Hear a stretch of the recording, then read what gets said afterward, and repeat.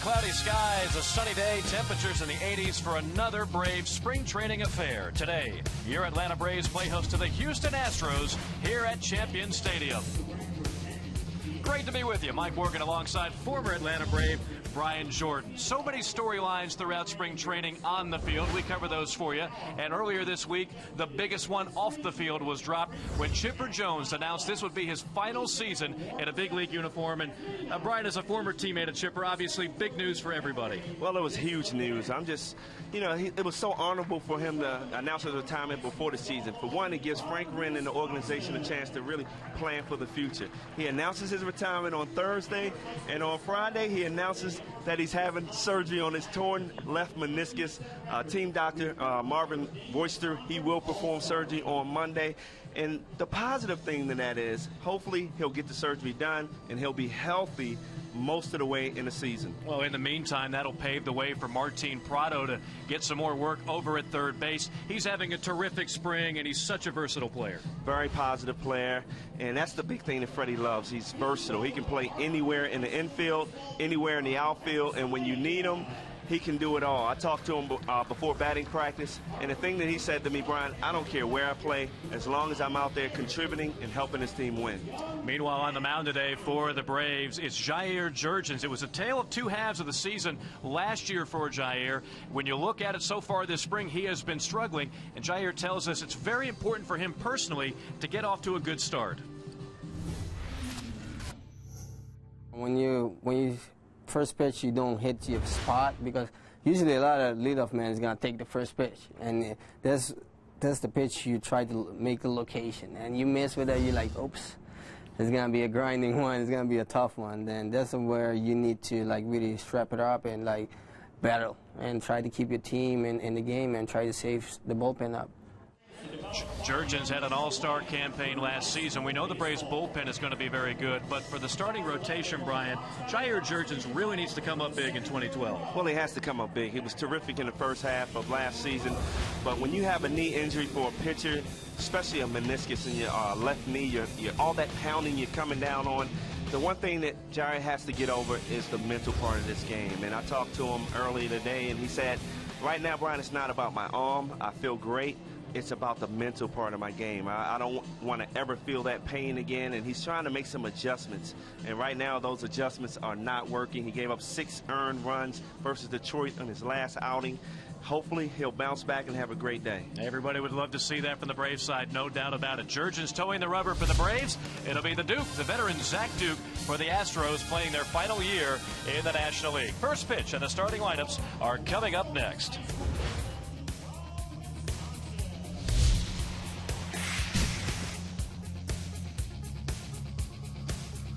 Today's Braves spring training game is brought to you by VisitFlorida.com. Unleash your Florida side at VisitFlorida.com. We are here at Champion Stadium in Lake Buena Vista, Florida, site of Walt Disney World here in Central Florida. Another beautiful day weather-wise. There were some clouds overhead earlier. They've kind of gotten out of the way. The sun now shining brightly on the beautiful surface here at Champion Stadium. Temperatures starting off at 78. We expect to get into the mid-80s later on. Small chance of rain, but I think we should be okay for the next few hours or so. Reminder, you can catch this game not only on CSS, but also on CSS high-definition television. All of our Braves broadcasts here in spring training are available in HD, so check your local listings to make sure you get the ball game in high definition. Mike Morgan alongside Brian Jordan as we get ready for the Astros and the Braves. The Astros coming in at 11-9, and this is the starting lineup. Let's face it, folks, this is a rebuilding year of sorts for Houston. They are trying to cut some payroll. A lot of changes going on. New ownership getting ready to go to the American League. Some of the names you might recognize, others you will not. Bixler, Moore, Buck, Downs, Johnson, Castro, Ruggiano, who we saw last year in the American League. Marwin Gonzalez is the starting shortstop. And you will recognize that name at the bottom of the lineup, the veteran left-hander Zach Duke, who is battling for the number 5 spot in the Houston Astros rotation. Carlos Lee not getting the start today. That is still the face of the franchise, although he has just 1 year remaining under his contract in Houston. And they'll be facing off against Atlanta Braves right-hander Jair Jurgens. What an interesting year it was for this young man last season. You could make the case that he should have started the All-Star game. Nobody had a better first half than Jurgens. Then the second half had some injuries, really struggled, finished the year 13-6, a 2.96 earned run average. He has struggled mightily this spring. He's looking for his first win.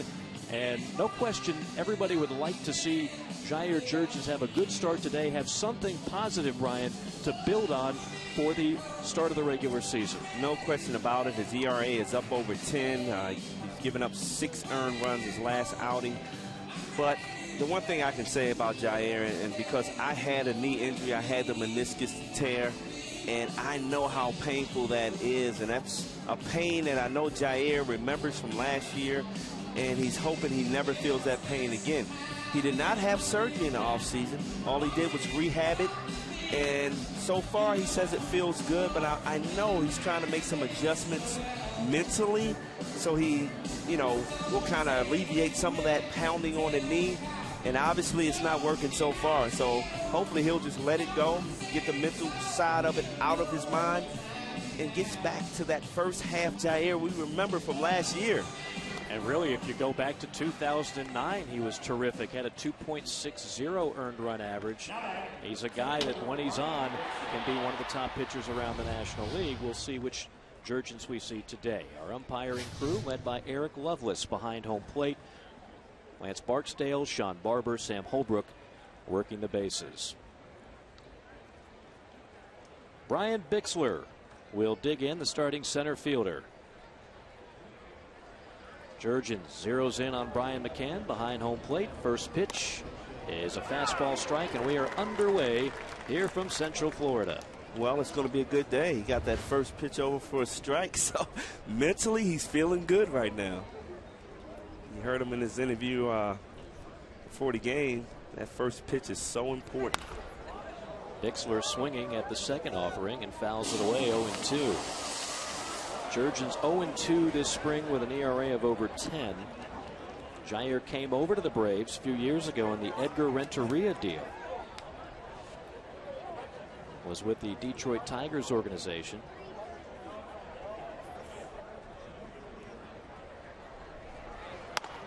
One ball, 2 strikes, the count on Bixler.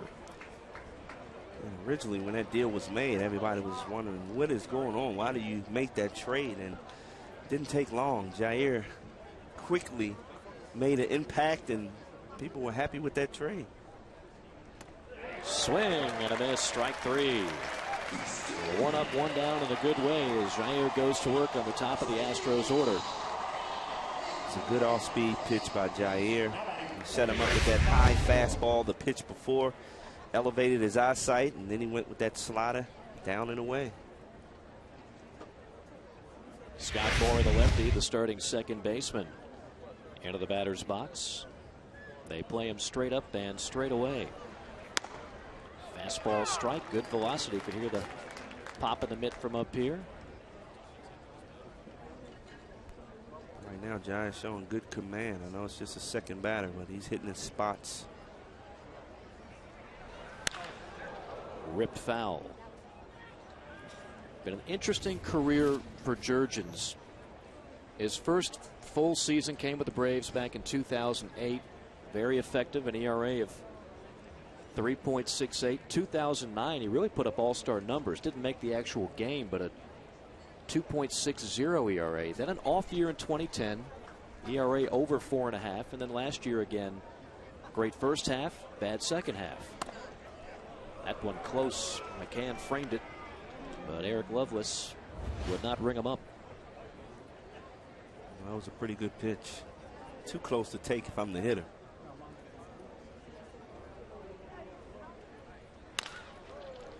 Rounder up the middle. Ugla bobbles it, and that'll be an error. And on that note, we introduce the Atlanta Braves defense, which is normally a little bit more sure-handed than what we just saw. Defensively in the outfield, Diaz, Bourne, and Peraz trying to make the club. Up the middle, it'll be Pasternicki and Ugla. At the corners, Martin Prado filling in for Chipper Jones. Freddie Freeman, so good with the glove at first, and Brian McCann, the backstop. We're not used to seeing this. Dan Uggla actually played excellent defense last year at second base with the help of his former teammate, Mr. Gonzalez, who was in Milwaukee. And I think he fed off the energy of Gonzalez last year and really improved his defense, making some great plays. And that slow roller right there, you almost have to charge it. And he let that ball play him. 0-1 pitch, low and in. Great job by Brian McCann digging that ball out of the dirt. Something I like already about Jurgens in this inning. He's faced 3 batters, all 3 a first pitch strike. Getting ahead of hitters, getting ahead of the hitters, and that's so important in the success of all these starting pitchers. You see Mike Minor having a terrific spring. Buck skies one to left center. Bourne waits on it and makes the grab at the lip of the track. We were talking about the success Mike Minor's having in spring, and he's going strike one to every hitter. And to me, that contributes to a lot of his success, getting ahead of the hitters, setting them up for his pitch.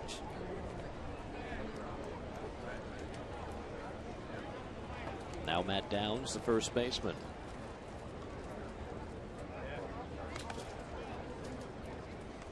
Downs hitting 185 on the year. This Astros club had little to celebrate last season, lost over 100 games. And the expectation level this year maybe a little bit better, but not much. Cut and a miss there by Downs. Another beautiful pitch by Jair Jurgens, breaking ball. Jurgens fastball that'll sit in the upper 80s. He'll hit the low 90s from time to time, but he's not a power pitcher. He's at his best when he's getting ground balls. Good sink on his fastball. Lofted to center. Bourne with a few steps to his right, and he puts it away for out number 3. So no hits, no runs, 1 error. Good looking inning number 1 for Jair Jurgens. Braves coming up after this.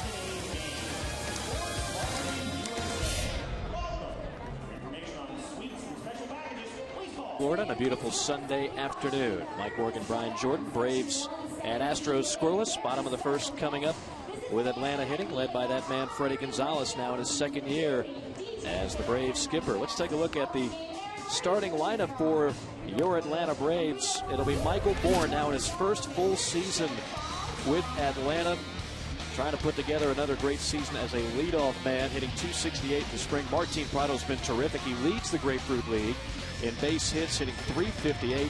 McCann in the 3-hole. Dan Uggla will clean up for the Bravos. Freeman, Perez, Diaz, Pastornicki, who's come on here of late, and the pitcher Jurgens batting 9th. And they'll be going up against Zach Duke. And if you've been following Major League Baseball, particularly the National League, you're very familiar with the name Zach Duke. Zach Duke kind of burst onto the scene a few years ago in Pittsburgh. He was the National League Rookie of the Month and looked really good for a while. Seemed like Pittsburgh had a guy they could really pencil in their rotation for maybe several years to come, but since then he's really kind of fallen off a cliff, quite frankly. He has struggled the last few years in different spots, and now he's just battling to make it as the number 5 starter in this Houston rotation. Well, he got off to a fantastic start in Pittsburgh and had such a nasty changeup. It took time for players to adjust, but once they adjusted, he didn't have that second pitch to go to, and that's why, you know, his career kind of has gone downhill. Duke ready to go to work on Michael Bourne, and already the corners playing shallow. Third baseman Johnson 10 feet in front of the bag. This one toward the gap in left center, but there to make the play is Ruggiano for out number 1. I like the aggressiveness of Michael Bourne. A lot of times pitchers expect him to take that first pitch, and we've seen one of the greatest leadoff hitters do it, Ricky Henderson.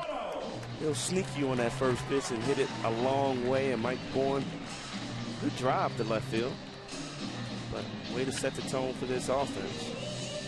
This offense this spring has been led primarily by this guy, Martin Prado, who has set the table very well. Those are the numbers from last season, and it was an off year for Prado. This spring, Prado 5th in the Grapefruit League with a .358 average, number 1 with 19 hits. Had the staph infection last year and had to battle his way through that, and it just seemed, Brian, like he was never the same player even after he came back. Well, that staph infection really hurt him, and to come back and hit behind Michael Bourne. Roller to short, 2 gone. You know, he was trying to make adjustments to Michael Bourne instead of coming back and being that aggressive Prado that we're used to. This year, Michael Bourne and Prado get a chance to work it out in spring training so he can get comfortable. And Prado said, I'm going to be aggressive this year. And just take a look at the Astros defensively. Ruggiano, Bixler, and Buck in the outfield. Johnson, Gonzalez, Moore, and Downs around the diamond. Castro behind home plate. And Brian McCann takes a first pitch strike. Brian McCann, what a career he has had in 6 years, 6 All-Star games, a .286 career average with 136 home runs. Brian McCann has been, really, if you break it down, the most consistent guy in the lineup the last few years. I don't even think it's close. No question about it. It's not close. This guy's made the All-Star team every year, and he has become the new leader of this clubhouse.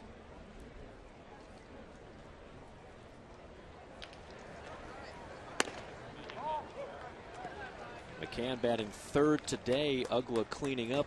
How about Brian McCann in the 3-hole? Well, it doesn't surprise me with Chipper going down. I mean, Freddie Gonzalez is really preparing in this top of the order for the season. That ball was scorched foul. And you said it. You talk about consistency. You want your most consistent hitter to hit in that 3rd spot. You would like to see a little more speed in that 3rd spot. But if Brian McCann can get on base, and Dan Ugla with the power that he has, I mean, he drives the ball over the wall. It makes no difference. So Brian will get on base. Another ball off the thumbs. Grounded foul. 3 balls, 2 strikes. Good battle here. McCann and Zach Duke. And also the one thing that Freddie's looking at is he wants that left, right, left. You know, you don't want to have 3 left-handers lined up together. And so you almost have to, because I was thinking maybe Ugla moves up to 3rd. You know, which is an option because you talk about a guy with speed, with power, can drive the ball to all fields. But unfortunately, it's a left-handed dominant lineup. If you look at Freddie Freeman, Jason Hayward, Brian McCann. This will be the 8th pitch of the at-bat to Brian McCann. It winds up earning McCann 90 feet of real estate, plunked him. I'm not sure if that one will even leave a mark. Looked like a changeup running in, and some kind of off-speed pitch. But if you're Freddie Gonzalez, man, your heart just skips a beat when you see any of your top players hit by a pitch in spring training. Dan Ugla enjoying life here in Central Florida. 5 home runs already this spring, batting .311. Looks like he's ready to get off to a much better start than he did a year ago. Thanks to changing his attitude, being more aggressive in spring training, learning from Chipper and Brian McCann. And that has helped him this spring.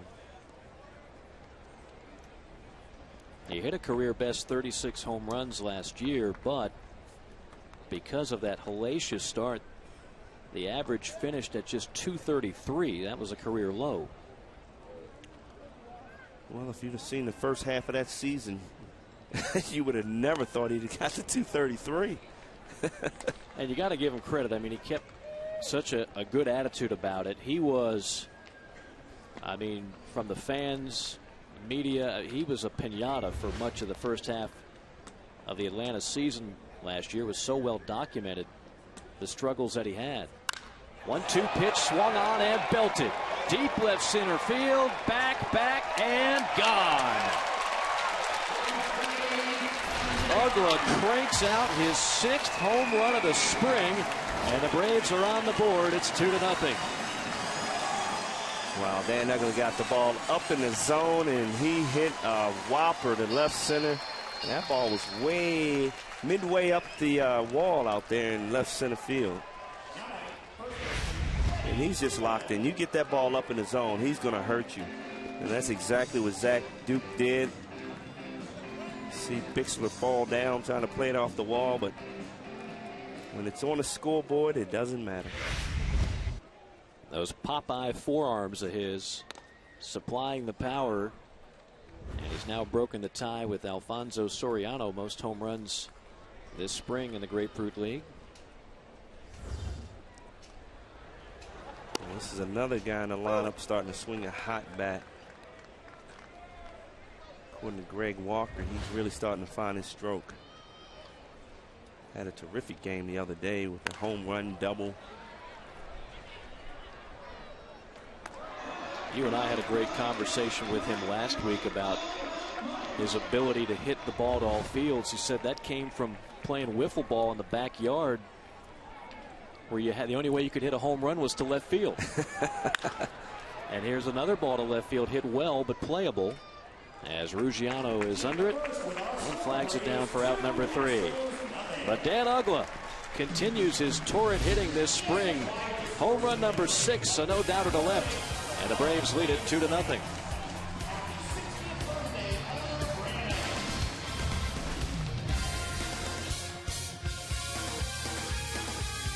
Astros nothing. Braves fans come enjoy the free Braves open house on March the 31st. Fans will be able to enjoy free Scouts Alley games, clubhouse tours, and kids run the bases. The Braves will also host a Waffle House charity breakfast served by the Braves alumni. Go to Braves.com open house for more details. The hitting hero early on, Dan Uggla, a 2-run blast, and I do mean blast, off of Zach Duke in the first to give the Braves a 2-0 lead. You want to make up for your error in that first inning. Come back and hit a 2-run bomb. A moment of atonement for Dan. Jurgens looked awfully good in the first and rifles a fastball over to Chris Johnson. Now this is one of the guys they are high on in Houston, and they believe he'll have a long future with the Astros. Tearing it up this spring at 353. Puts some sting into that baseball, but hits it foul. Last year being one of the top prospects in the Astros organization, he came up to play a little third base, and this guy has a lot of power. He plays first base too. One of those big power hitting guys. Plays good defense too. Fastball is high. 1 ball, 2 strikes to Johnson.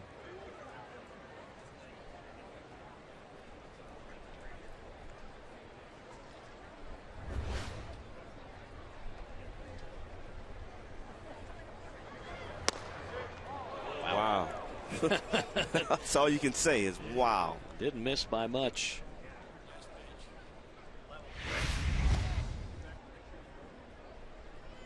That ball just ran back across the outside corner of the plate, but did not get it. Tricky hop, fielded cleanly by Prado, who guides it across for out number 1.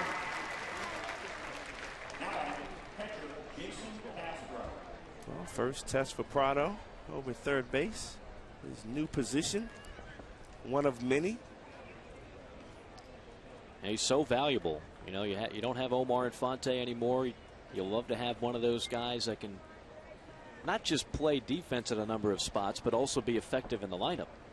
So often when we hear about utility guys, yeah, they can play different spots, but you can take the bat out of their hands very easily. That's not the case with Prado.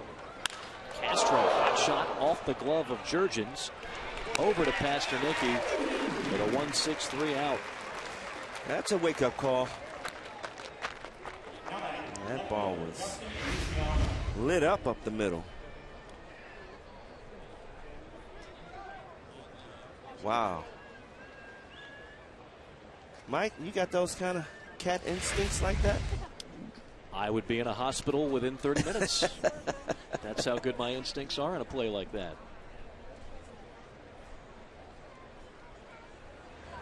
Ruggiano takes high. That's the scary part of being a pitcher. The guys are getting bigger and stronger, and just imagine if that was an aluminum bat. That right there is why there's no aluminum bats in major leagues. Lazy fly to center. Bourne has already been busy. Puts the squeeze on it. His third put out. And a nice 1-2-3 inning. Nothing across for Jair Jurgens in inning number 2. We go to the bottom half. The Braves still leading it 2-0.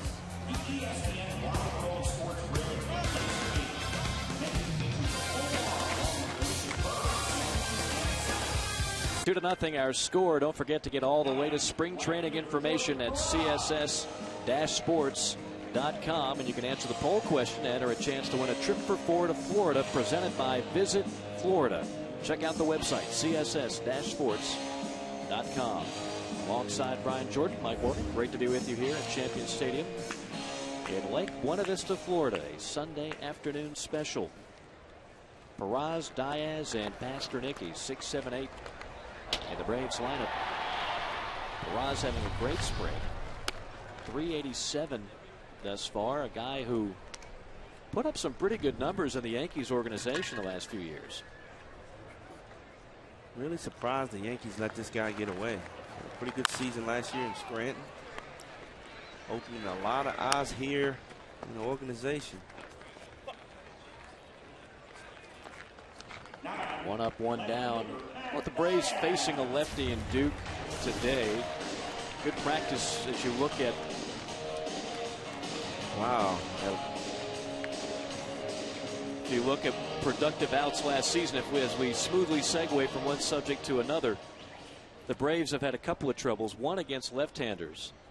And the other, if you go back to last season, Brian, and hopefully this won't be a storyline this year, as Diaz hits it right to Buck and right. Atlanta involved in so many close games. We've talked about it. 55 one-run games last year, but so many unproductive outs. And when you see that graphic that we just saw, that's a number you would think Atlanta would improve on this year. Well, they have to, man. And last September, we saw a lot of those unproductive outs, you know, with guys in scoring position, not putting the ball in play, striking out in critical situations. These are all things that the Braves have to improve on if they want to get back to the playoffs next year. Well, this year.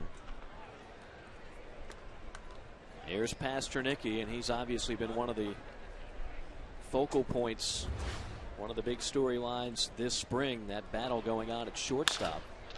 Chopper up the middle. Glove nicely by Gonzalez, and he whips it over to first in time for a quick inning, a 5-pitch inning for Zach Duke. At the end of 2, it's Atlanta 2 and Houston nothing.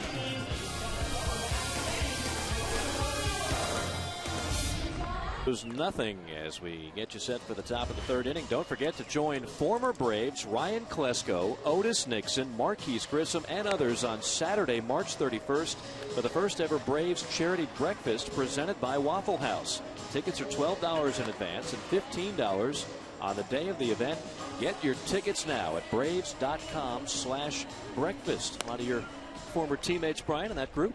Wow, I'll be serving a little breakfast. Hope they get some tips that day.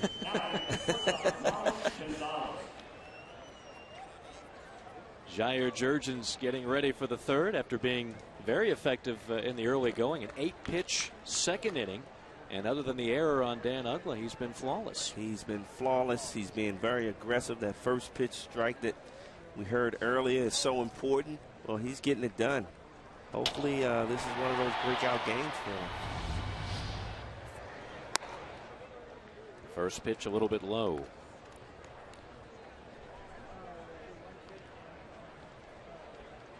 Marvin Gonzalez, the shortstop, the batter. This is actually the first batter he didn't go strike 1. But he's hitting his spots. Yeah. Everywhere Brian McCann is putting that glove, he's hitting it. Wind picking up a bit to left field.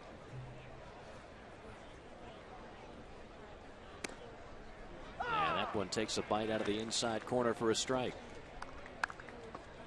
Braves will probably have a very active infield again this year with Jurgens, a ground ball pitcher, Tim Hudson, a ground ball pitcher. Of course, the other guy in that equation for the last few years was Derek Lowe. He's gone now as the bunt has dropped down. Prado, no chance.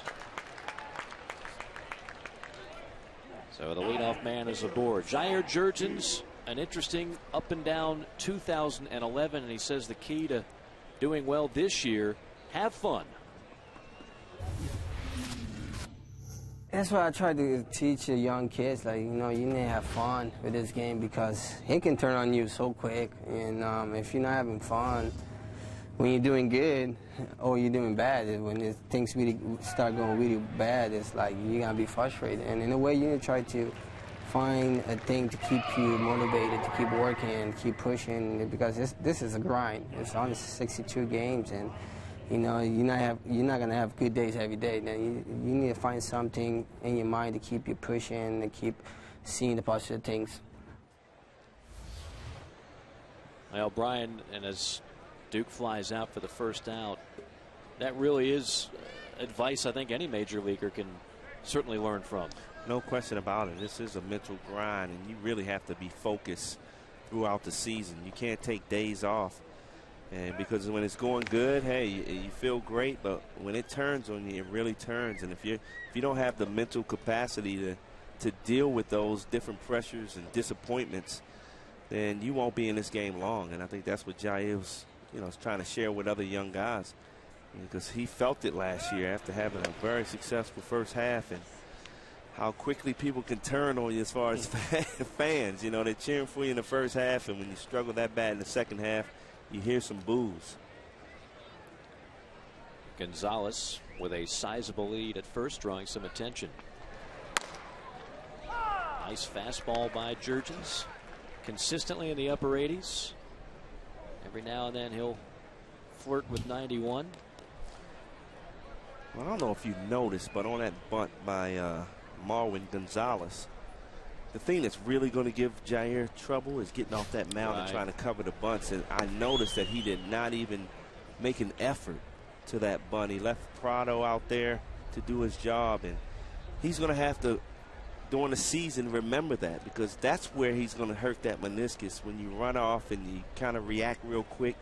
That's why when he's swinging the bat, I hope he doesn't run the bases hard. Bixler chops one. Prado flags it down and rifles across in time. Nice play by Martin Prado as Gonzalez moves to second on the play.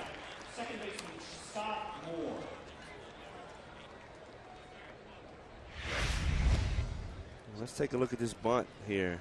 See, he didn't even make an effort toward that ball, and I don't blame him. You got to look at the longevity of the season. He knows when you try to stop hard on that knee, it could, fall back on that last year's pain, and you don't want to take those chances. You don't want to round the bases hard. I've been there. I've done it. Moore hits a dribbler to short. Love by Pasternicki, and a wild throw. Freeman does a terrific job turning away, hauls it in, stays on the bag. Incredible play by Freddie Freeman to help retire the side. Middle of the third. Braves 2, Astros nothing.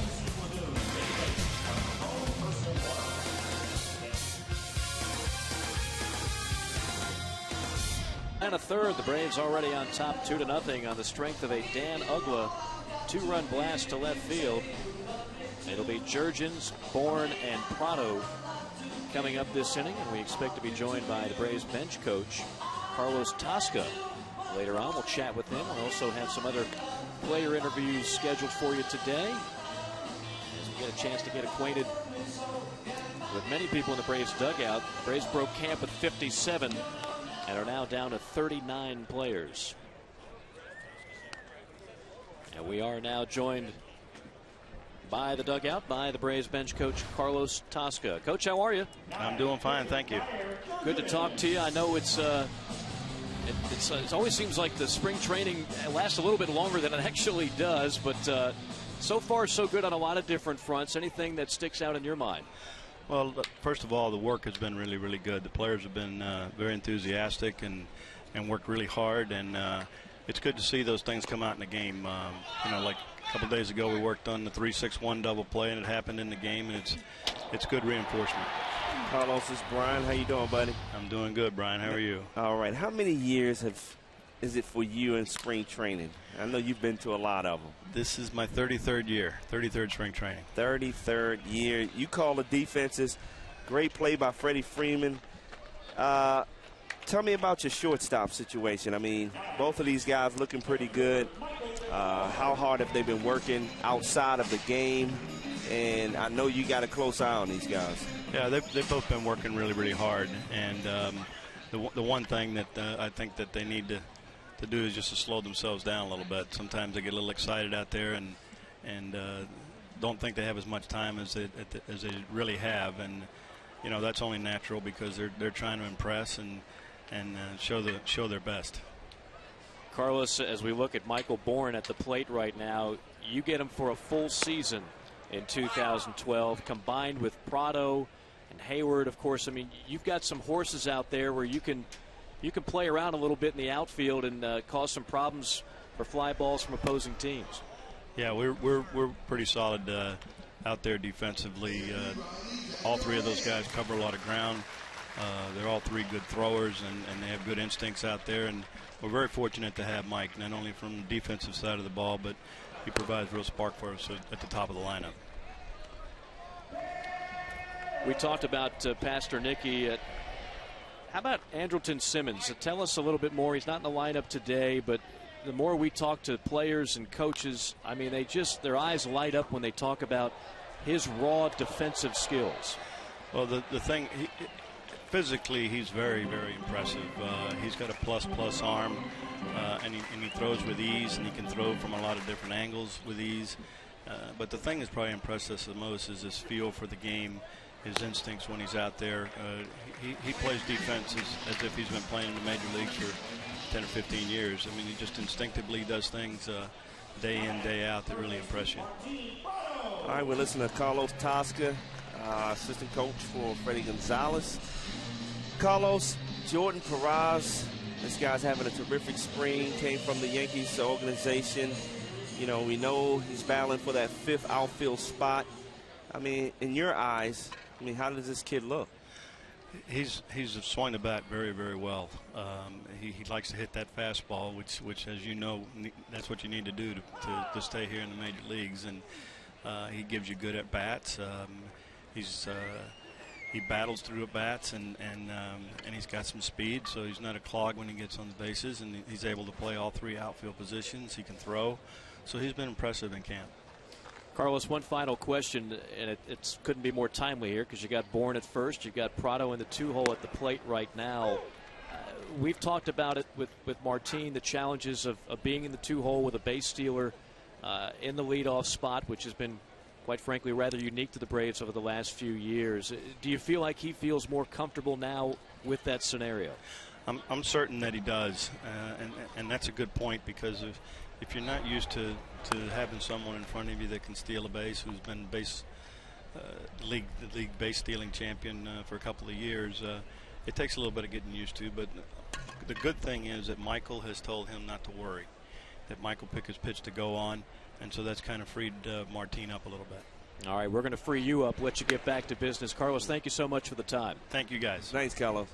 Carlos Tosca, long-time coach in Major League Baseball, now in his 33rd year. Does a great job with the Atlanta Braves.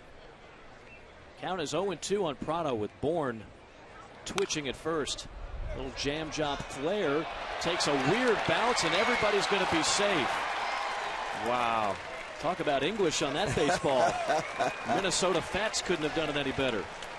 That's when you know it's going good, Mike. But, I mean, just a good approach by Prado. All-speed pitch. He kept his hands back. Just trying to put the ball in play any way he can. And like it just hit off the end of his bat. Like a pool stick, like you said. I wish I could have made that shot go down in a little 8-ball.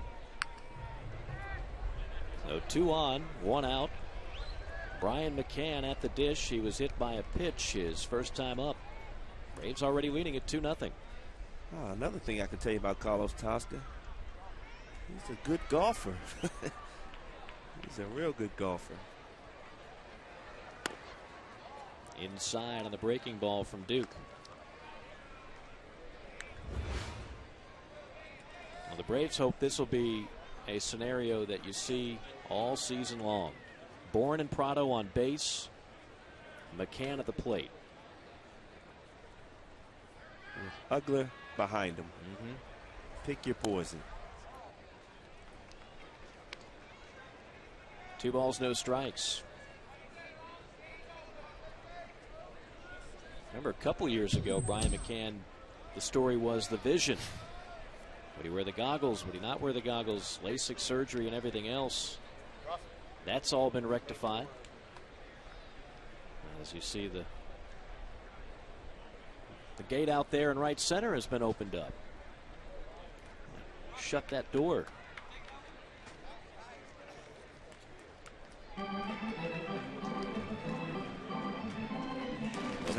Zach looked like he's struggling against left-handed Brian McCann. Last at bat, he hit Brian late in the count after Brian fouled off a lot of pitches. And he just can't find a strike zone. Good pitch to swing on. 2-0. Swings and drives it deep right field. Back toward the corner and gone. Brian McCann, a 3-run homer. And the Braves with a commanding 5-0 lead. Well, when you see the pitcher struggling against you, he falls behind 2-0 with 2 runners on. Good pitch to take a hack on, and Brian McCann got a pitch up and in. And this is what Brian McCann does so good. He works the count, he gets his pitch to hit, and he just drives him out of the ballpark.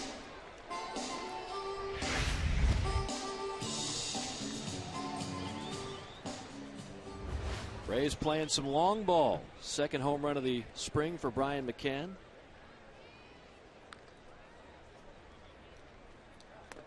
This ballpark very similar to Turner Field in that it plays more like a pitcher's park than it does a hitter's park. You see what Ugla did in at bat number 1. Check out the tape measure on this one. High off the scoreboard in left center field, well over 400 feet. You make that mistake, you get that ball up in the zone, and Ugla, like you said, those pop-high arms will make you pay. And he's gotten stronger in the offseason. We thought he was strong last year, but he's been working even harder. Meanwhile, Zach Duke continues to struggle. Duke's a guy, again, had such a great start to his career in Pittsburgh. Since then, you look at the lifetime numbers, 48 wins, 74 losses, an ERA of 4.56, and now just fighting like heck to be the number 5 starter for the Astros. You have to have a repertoire if you want to be successful at the major league level. You can't just have a good fastball and changeup. You got to have a good curveball or slider to go with it, and that's where he struggles. The last 4 have reached now for the Braves. Freeman, a lefty, coming to the plate, and this is what the Braves struggled with last year against left-handers. Dead last in the National League with a .228 average. The National League average was .251, so that is certainly something that you'd like to augment this season. And that's why it's so important to have some right-handers in your lineup. You know, in the Braves, we know it's predominantly left-handers in this lineup. So you need Matty Diaz, Prado, and those guys to perform well. But these left-hand hitters, you have to hit better this year. And of course, the other guy that will hit righty when he's in the lineup is Chipper Jones. And if you're joining us late, maybe you've just kind of been out of the loop the last few days. Chipper Jones a couple days ago announcing this will be his final season in the majors. All of them, of course, with the Atlanta Braves. 1-1 pitch skyrocketed to center. Backing up Bixler. He's at the wall, and it's gone. Wow, that ball just kept carrying off the bat of Freddie Freeman. Another long ball for Atlanta. 3 home runs on the day. The Braves have broken this game wide open. Well, I said Freddie Freeman is starting to heat up, starting to lock in, and I mean, this kid is strong. He stayed back on his ball well. He was balanced, and when you got the wind blowing out toward left field, it's carrying pretty good. But Freddie, I mean, gosh, this kid is phenomenal. I really like Freddie. I mean, he's a Gold Glove first baseman. I think he has that potential, and he can hit the ball, spray it all over the field with some power, with some authority. And he just showed us right there, hitting his second home run in spring training. Well, he didn't miss the first time up by much. Remember, he hit it to left, deep to the warning track. That ball to straightaway center. You got to earn him here. It goes 400 to straightaway center. A lot of fly balls die in this ballpark to that part. It just kept carrying and carrying. And the Braves already with 3 home runs this game, 2 in the inning. Well, quickly, Zach Duke is saying, I got to get this curveball working. He throws Peraza a nasty curveball there.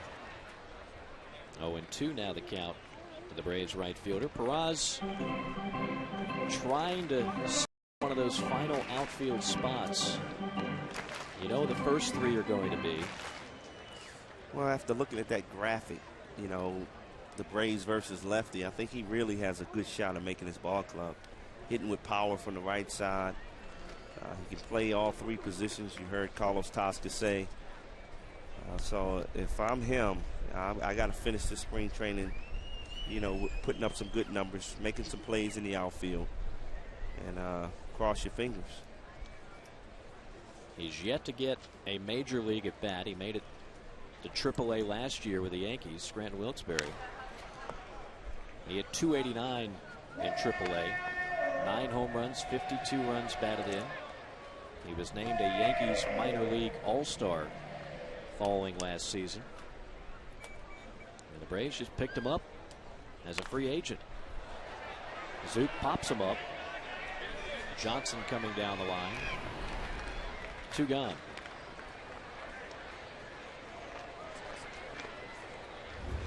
Fans, keep up to date with everything CSS. Interact with us and our hosts on Twitter or Facebook. And for current schedules, program information, and the latest hot topic blogs, go to the website, css-sports.com. See our Twitter handles on there, at Morgan On Air. And for Brian Jordan, at 2SportMan.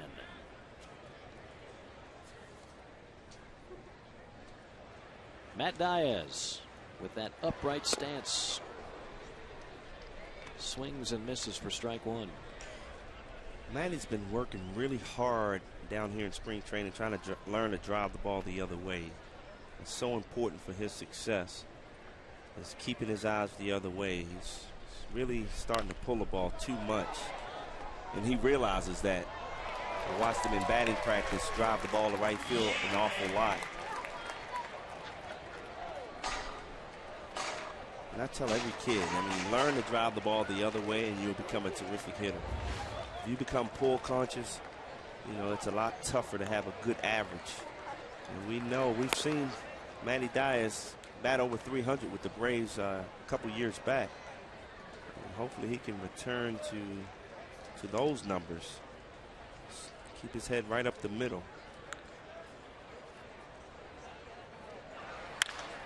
Hot shot. Beautiful diving stop by Johnson. Rifles across in time. Diaz robbed of a hit. One of the few things that did not go well for the Braves in the third. 5 runs, including 2 home runs, one by McCann and one by Freddie Freeman. Braves lead it 7-0.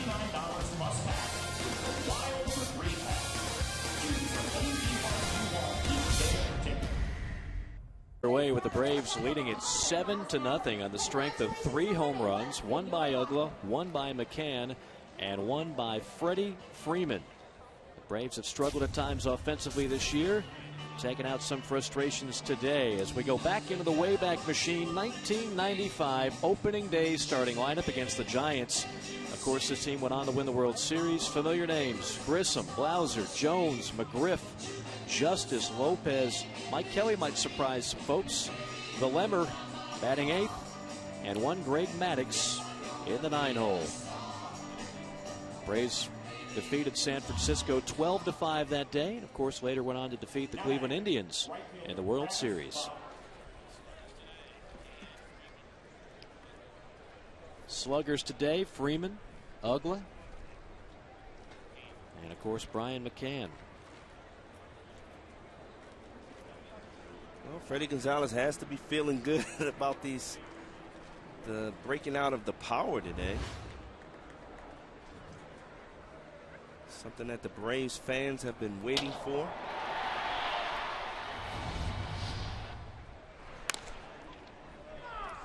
And there you see Jair, first pitch, strike one. Right now he looks like he's in total control. He looks relaxed.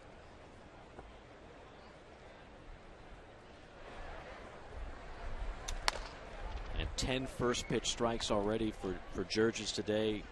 I think control is the operative word. He's been in control from the jump.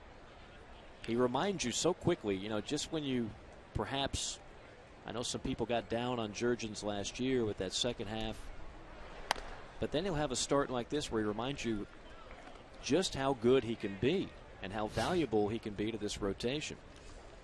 Again, so many people don't understand how the meniscus, the pain in that knee, can really affect everything that you do, and I can just imagine how much pain Jair was in last year, just trying to fight through it and stay out there and kind of return to those first half numbers, but he just couldn't do it. And hopefully, you know, the pain is gone and he can continue on and get better. This is a good step so far. 2-2 count to Travis Buck. Hammers that one foul. For Jurgens too, it's about staying healthy. It really has been a rough go on the disabled list. In 07 he missed 14 games with a shoulder. Missed some games in 2008 with an ankle. 2010 he missed 52 games with a hamstring. And last year he had a couple of stints on the DL. One with an injury to his side. And of course the knee injury, he wound up missing 34 games total with that particular injury. So if he can just stay healthy, you would expect Jurgens to put together another good year. So far 34 pitches, 24 strikes. And another strikeout for Jair. A good battle there with Travis Buck. And he wins it. Second punch out of the day. Right now, Jair has everything working. Good movement on every pitch. That ball just ran back across the middle of the plate. Started inside. Again, he's in a comfort zone.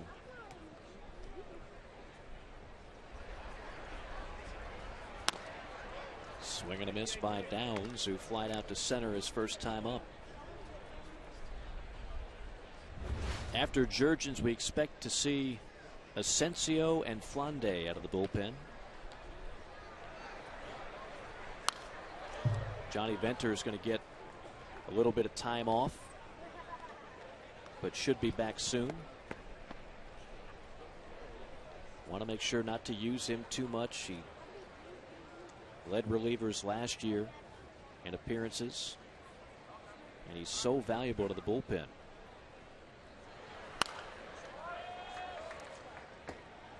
Another guy so valuable to this team is Jack Wilson, who seems to be feeling pretty good. He was playing a couple games over in the minor league complex, getting his feet back under him and trying to work on his timing. And Freddie Gonzalez said he will be back on Tuesday and getting a chance to start the Braves team out here. Yeah, I mean, there was talk he might have to start the year on the disabled list. Now he's hoping to be ready for opening day. And he's way ahead of schedule. He's just got to Jack is one of those guys that goes all out all the time, and he's going to just have to slow down and work his way back into shape, before he goes out here and tries to do too much. And I think Freddie is in his ear, kind of reminding him of that every day. But it's hard, when you got a guy that's used to going that way, it's hard to kind of tone back. But they will need him opening day as an insurance policy. Swing and a miss, strike 3, the second strikeout of the inning for Jurgens.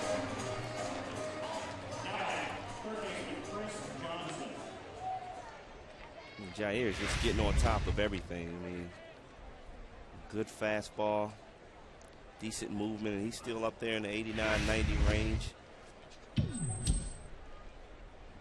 There's a key number right there. Getting ahead of the count.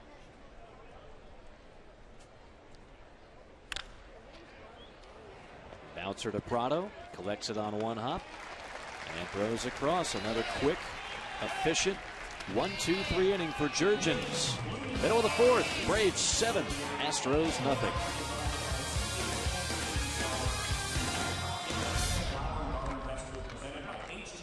By all, another good crowd at Champion Stadium in its 15th season as the home stadium for the Braves during spring training. Braves on top 7-0. CSS brings you the top ranked baseball teams in the country with over 80 live college baseball games this year. Tune in this Tuesday at 7 p.m. Eastern Time as the Clemson Tigers take a visit to Foley Field in Athens to take on the 17th ranked Georgia Bulldogs. That's right here live on CSS. Look forward to calling some of those games this year. A lot of SEC games on the docket. Always great baseball in the Southeastern Conference. Pastor Nicky will start things off and looks at a called strike at the knees. Well, Tyler Pastor Nicky seems like he's starting to relax a little bit. Got that average up to 226. And there, driving that ball the other way, staying behind it. And that's a good sign for Tyler. That is. When he's spraying the ball around all fields. When you and I saw him at Gwinnett last year, you never knew where he was going to hit the ball. Left, center, right, that's when he's at his best. Right. He just stays behind the ball. He uses his hands and went right with that pitch to right field.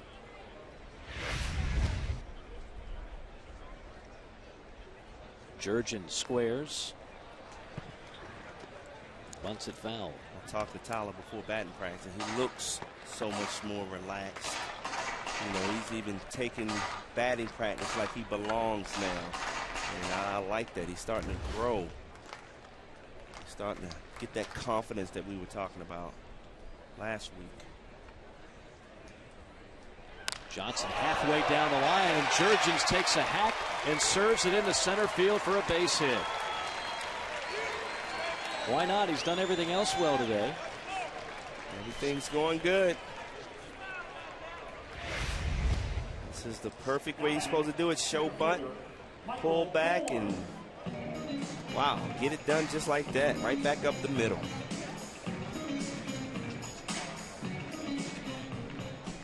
Good piece of hitting by Jair. Not only pitching good, he's swinging good. Michael Bourne, the batter.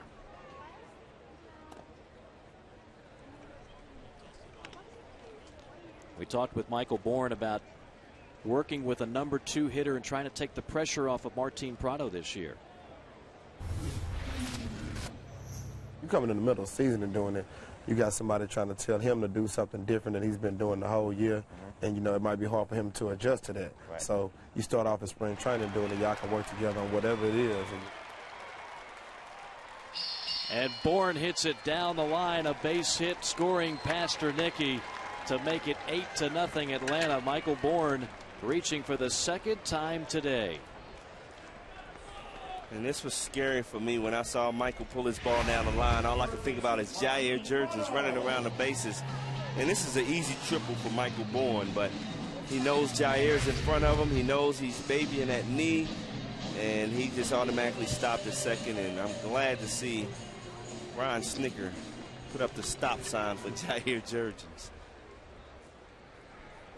Now 2 on. Nobody out. Martin Prado, the batter, he's 1 for 2. And takes a fastball strike. Well, this is not helping Zach Duke's chances of being the 5th starter for the Astros. Not a good outing for him.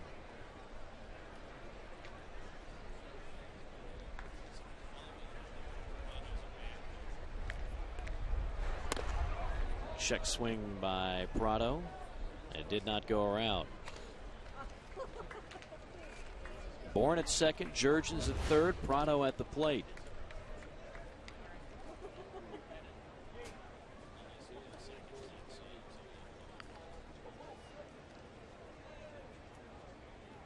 Prado is so good in these positions, men in scoring position. He's always looking to drive the ball to right field. 20 hits already this spring for Martin Prado, who was an all-star in 2010.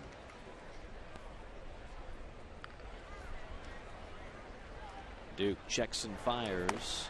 Nowhere near, and the count now 3-1 for Prado. McCann, who homered his last time up, waits on deck. Kirk Clark warming up now in the Astros bullpen.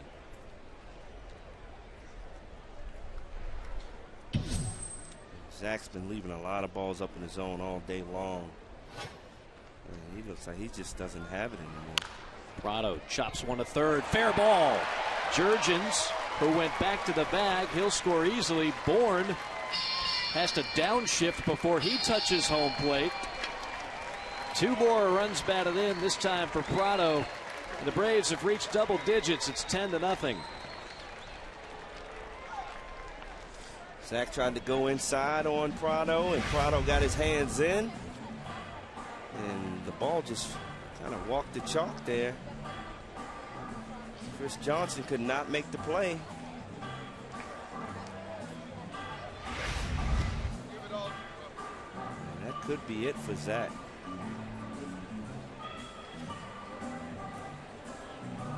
Typically in spring training, they like the guys to finish the inning out, kind of take one for the team, which really is what Zach Duke is doing right now. He clearly has been overmatched in this game. And they're going to see if they can squeeze another inning out of him. The Braves will be more than happy to go along with that game plan. Already 10 runs on 8 hits, and now McCann the batter. 9 of the last 11 Braves batters have reached. McCann with another home run cut. Zach Duke starts him off with a curveball. And that's the pitch he's going to have to perfect if he wants to stay in the major leagues.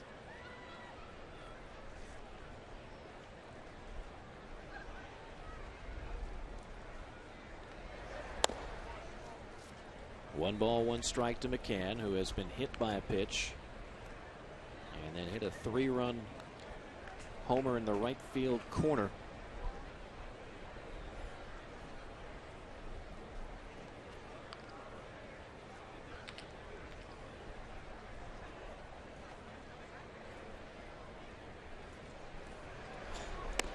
Swing and a miss. He pulled off that one.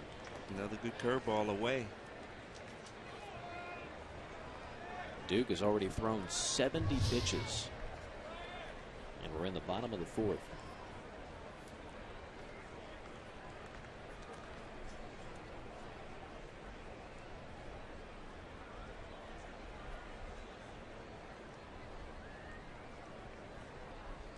Wind picks up to left.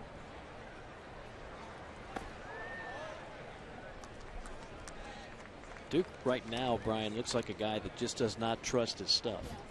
Absolutely. He does not trust the changeup, but more so the curveball. And that's what he's going to have to learn how to pitch with that curveball. Let's see if he goes away with that curveball to Brian McCann here. Get it up, but throw it away. He went with it, and he missed by about an inch or two inside. Full count.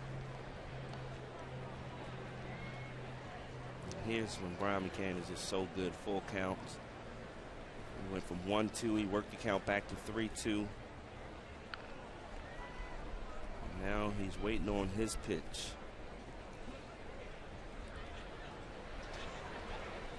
Slow breaking ball, and he got him. A knee buckler.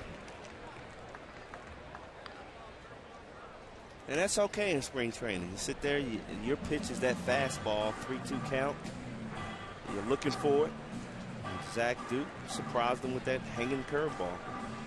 That's the first strikeout for Duke, and it'll be the last as he is going to exit stage left. We'll tell you about the new Astros pitcher in just a moment. The Braves leading at 10-0. Here in the fourth, back with more from Champion Stadium in a moment.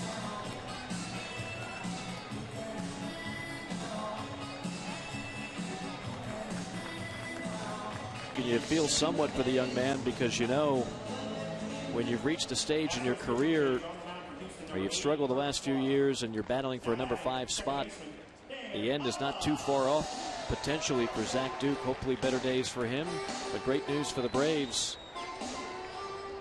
8 hits, 10 runs, and 3 home runs thus far, and still plenty of room to do some damage this inning with a runner at second, 1 gone, and Dan Uggla the batter.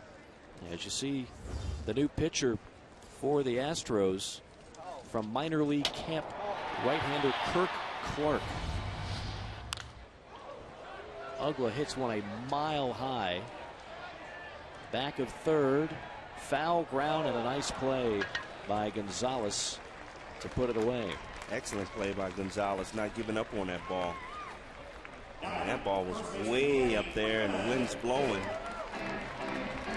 But that's a sign of Uggla being very aggressive. The first pitch he sees, he swings at. Good concentration by the young man. Now Freddie Freeman, who hit a blast to straightaway center his last time up.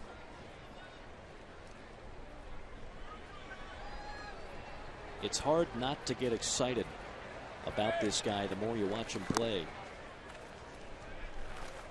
Freddie Freeman in just his second full year now in the bigs, and the sky really is the limit. Didn't take him long to prove what he could do defensively, and last year the light went on somewhere around the middle of the season and he became a very tough out. And here's a pitch down in the zone and an uppercut swing. Freddie's showing his power.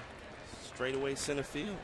And this is a guy we had a chance to see in Gwinnett. Right. And he kind of started out similar to what he did last year. He got off to a slow start. He made some adjustments and finished very strong. And last year we saw it at the major league level. He got off to a slow start, made those same adjustments, and was second on the ballot for rookie of the year. Right. If it wasn't for one of his teammates, he would have won the award. And I love Kimbrel, but I've always thought the position player should always get that award. The guy that's going to be in the grind for 150 to 162 games.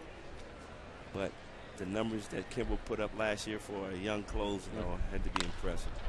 1-2 pitch in on the hands and pop up to shallow left center, and that'll put it in to the Braves' fourth. But another big one, a 3-spot on the board as we move to the fifth. Atlanta 10, Houston nothing.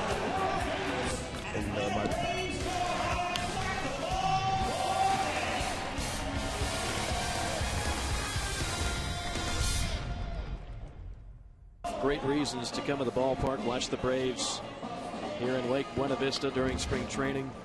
Plenty of good eating and a lot of things you can get at the concession stands. Don't forget, Braves fans, new this year, you can buy a ticket plan and receive 33% off of food and beverages at Turner Field. Visit Braves.com/tickets or call 404-577-9100 to purchase your season ticket package today. It's great to see everybody else enjoy some great food. Maybe we can smell the aroma and just continue to work up an appetite here in the booth. Ice cream cone looking really, really good. Man. But I'm on my Slim Again diet. Is that right? How's That's that working right. out? Pretty good so far. Okay. Jason Castro start things off against Jair Jurgens, who's been terrific. He has been in the comfort zone from the start of the game, getting ahead of hitters and putting them away with good movement away on the outside corner of the plate. Pitch number 45 is grounded to second. Uggla takes care of the rest.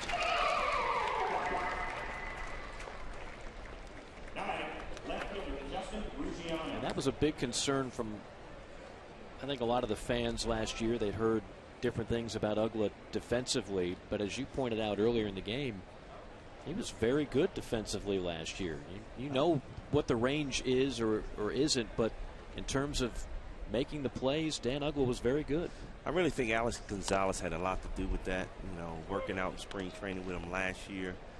And Alex is such a good defensive shortstop. I thought he should have won the Gold Glove last year, but he made Uggla better.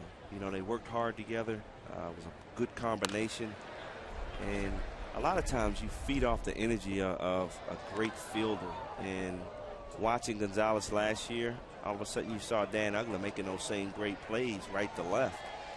And, you know, you get that little competitive competition going. And I just felt like that made Uggla so much better as a defensive second baseman. His confidence is so high right now. We saw him make the blunder early, but we know that's not him.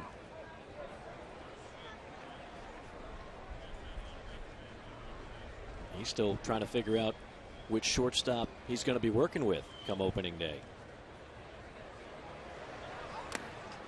3 balls and a strike, one of the rare 3-ball counts today for Jurgens. He's retired the last 7 Astro batters.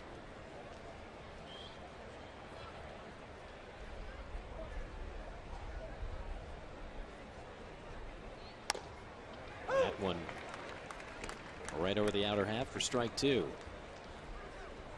He has that last-minute movement. Ball runs right back across the corner of the plate.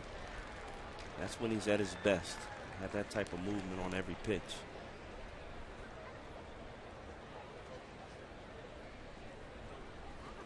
Swing and a miss, strike 3. 4th punch out of the day for Jurgens, who still has it rolling. Started that pitch right over the middle of the plate, and it kind of broke in at the last second, right on the inner half.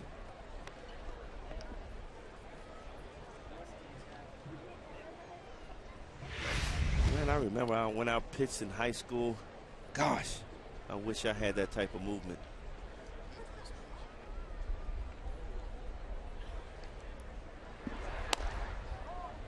Want to remind everyone that Visit Florida is the presenting sponsor of Atlanta Braves spring training on CSS. Unleash your Florida side at visitflorida.com. 1-0 pitch inside to Gonzalez. Landon Powell has grabbed a bat. He is on deck. Should Gonzalez reach? Well, Gonzalez has the only hit of the day for the Astros, and that was a bunt his first at bat. Prado couldn't make the play. Yeah, the only couple of base runners, a bunt single, and Scott Moore reached on the Uggla error. That's been it. Jurgens has been in control.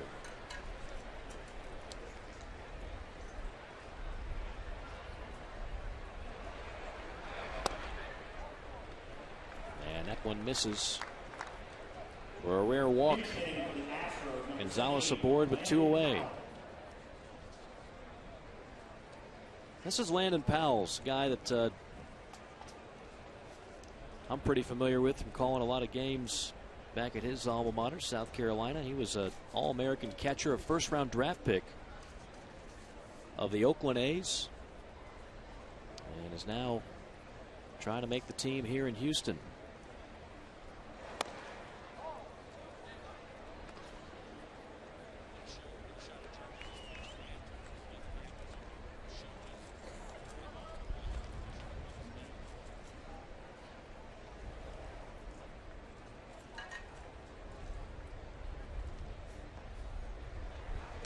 Powell, a switch hitting catcher. Some good pop, very good defensively, but he has had some knee issues. If you look at his motion and having a left meniscus tear, You see the pounding that you come in. You got to open up that front leg. And it just puts so much pressure on that front knee. And that's why he struggled so badly last year. That's 6 straight balls by Jair. I think that's 7. 3 balls, no strikes, the count to Landon Powell. A runner on first, 2 away. The wind now gusting to left field.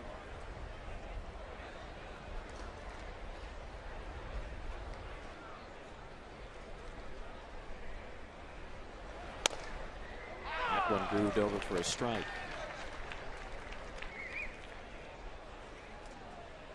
The Astros playing in their final year in the National League, which is kind of a controversial move. Not all fans on deck on that one. Another beautiful fastball. Good zip there in the upper 80s. Strike 2. If you're a young kid trying to make the team, 3-1 count, you got to let it go. You got to let it rip. The managers are looking at your aggressiveness at the plate. It's very important. Swing and a miss, strike 3. Powell goes down after being up 3-0. Jurgens, first time he has struggled today, but recovers well. We're halfway home here from Lake Buena Vista. Braves 10, Astros nothing.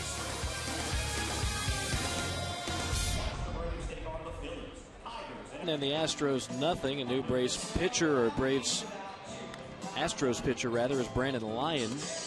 Brandon Lyon, who's had some arm problems here of late, trying to bolster that bullpen this year. As we go back into the Wayback Machine, 1982, another very good Braves team that would make the postseason. And that year, opening day was against the San Diego Padres. I like these names here: Butler, Hubbard. How about Claudell Washington? My man Bob Horner. That was before he became a Yakult Swallow. Everybody's favorite Dale Murphy, Chris Chambliss, Bruce Benedict, Rafael Ramirez, and the opening day starter. He was the opening day starter a number of times. Rick Mailer. Rick Mailer. Wow. Makes you feel old, doesn't it? Oh, my goodness. Love Bruce Benedict, too. He's a funny guy. Remember he came up in the press box with us last year in Gwinnett. Love talking baseball with him. First base coach for a while with Atlanta. Perez the batter to start things off for the Braves here in the 5th. And flares one out to right for out number 1. Now Perez is 0 for 3. Diaz the batter, who's 0 for 2. It's a very important week for guys like Perez and Pastornicki and Simmons. This is when those starting pitchers for the opponents, they start dialing in. And Freddie Gonzalez sits back and breaks out his pencil. See who can handle the pitching and who can't handle the pitching. Diaz with another strong cut. For a guy who's not really a power hitter, he's got a pretty violent swing.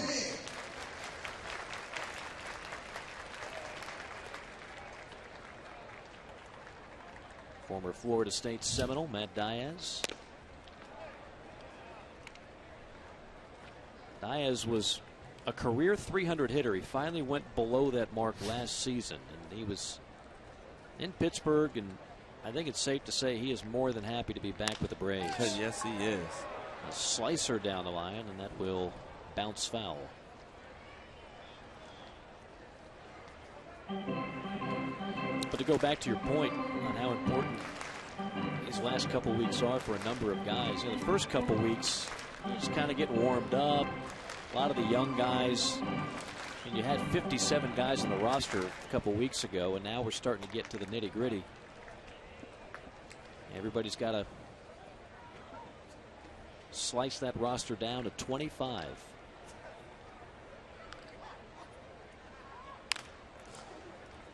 And it's so funny because the fans, you get calls and everybody's in panic mode. The Braves starting out for such a losing record. And I said, look, call me the last week of spring training. That's when it's panic mode. You'll see guys starting to play better baseball. We see the power numbers starting to break out. It's getting closer to the season. Starting to round into shape. I remember a couple of years ago on radio, I did the Braves' final game of spring training. It was in Lakeland against the Tigers. I've never seen so many guys swinging at the first pitch in my life. They couldn't wait to get on that bus and get back to Turner Field. It's probably the worst day of spring training, having to play that last game down here in Florida. You were joking around with Eric Hinsky before the game how he was saying, I'm the road warrior. I keep making all these trips, all the road games. Not in the lineup today. Well, a lot of times the starters, they like to stay back at home, and they get that respect from the manager. So those utility guys, they got to go on that road, unless you're Albert Pujols, who travels all the time, you know, which says a lot about him. You know, as a leader and a guy that's making all that money, you know, he puts in the work. It's a routine. He's done all his life, and he's not going to change it. Good battle here. Lyon and Diaz, as he spoils another pitch, just throws the bat out. Brendan Lyon, you know, for a while there looked like he was going to be an ace closer for a lot of years, but he's had some arm problems, and they've actually got Brett Myers ticketed to be the closer this year. Well, he made that decision early in the offseason, and I like Brett. He's had a great career as a starter, and he has that mentality to close, so it's going to be interesting to watch him during the season. Well, this will be the 11th pitch of this at bat. Lyon to Matt Diaz. And one thing you know about Matty Diaz, he's not giving in. He's going to find a way to try to put the ball in play. And it serves him well as he serves one into left field, a base hit. Great at bat for Matt Diaz.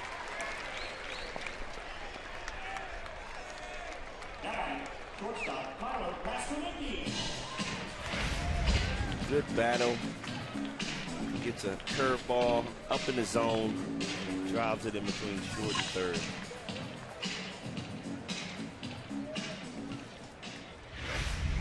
Now Pasternicki, 1 for 2.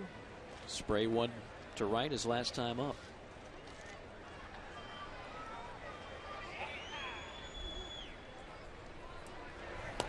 Braves with 10 runs, home runs by Ugla, McCann, and Freeman, and none of them were cheap. Come on, Mike. If it goes over the wall, nothing's cheap, buddy.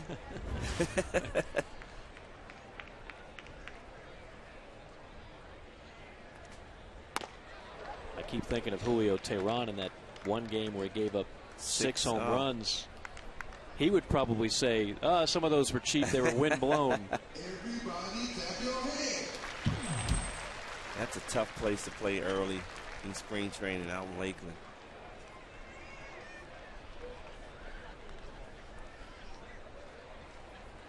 Ball and a strike.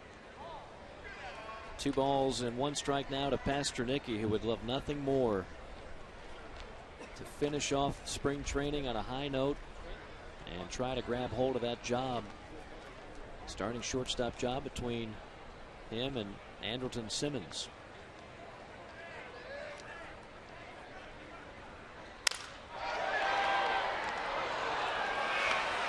Almost a double play. Diaz gets back safely and a nice leaping grab by Moore at second. Good throw, and that's a double play. Wow, I thought this ball was hit a lot harder than that. Sky Moore jumps in the air. Matty kind of got a freeze on those soft line drives. Matty looked like he was ready to go to second, but was able to get back to first base.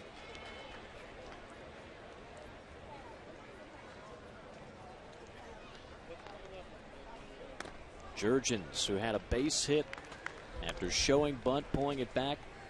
He slapped one to center. 1 for 2 today. I would love to see Jair just sit there and just take 3 strikes or take a walk. Do not take any chances on his knee.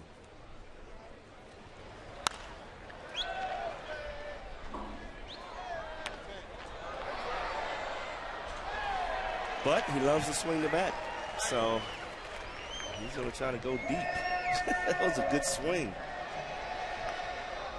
Just missed that fastball. Look at Freddie Gonzalez telling him, calm down.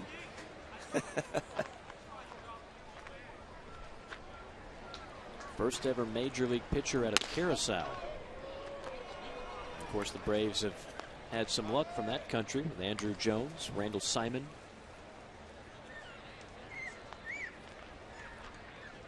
Randall Simon, the hot dog man. Who could forget that? Of course, the other guy from Curacao now on the Braves roster, Andrelton Simmons, who grew up an Andrew Jones fan. Tell you what, you come out of Curacao, really good talent. Curaçao's been good to the Braves. Yes.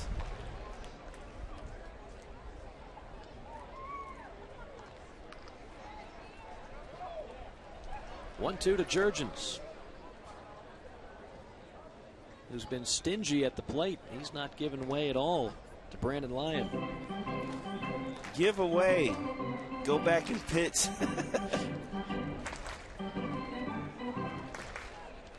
Wilton Lopez warming up now in the Astros bullpen. I'm telling you, Freddie's sitting there saying, take.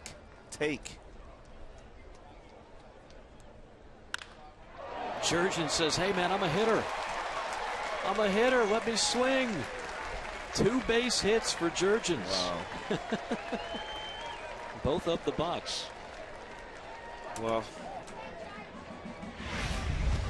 once he gets this next inning, that's just a good piece of hitting. Stand back on it, getting those hands extended out there, right back up the middle. Well, this will be a true test for Jair. I mean, if he gets through this game after being on base a couple times and he wakes up with no soreness, has to be a great sign for him mentally. And physically, he's going to be stretched out, getting ready for inning number 6. As Michael Bourne steps in, been a good day at the office for Michael Bourne. He's walked, and he's also driven in a run with an RBI single in the 4th. Later scored on the double by Prado. I love having conversations with Michael Bourne. He has so much energy. When you talk to him, his face just lights up. Loves to have fun. Just looks like he's just enjoying himself. If you combine the numbers last year with the Braves and the Astros, he kind of quietly stole 61 bases. I'm already projecting him at least 70 this year. He's gotten 50 or more steals 3 times already in his young career. That 70 number, that's a magical number. It doesn't happen very often today. Not today. But I believe he has it in him. He's on a mission this year. Tomahawks that one foul. Scott Podsednik was one of the last guys to do it. See what Michael Bourne has done over the last 5 years. Nobody has swiped more bags since 2007 than Michael Bourne. Wow, 233. Awesome. I just wish the Braves would have locked him up long term. 2-2 served down the left field line, just foul by about a foot. Brandon Lyon, meanwhile, laboring 27 pitches already this inning.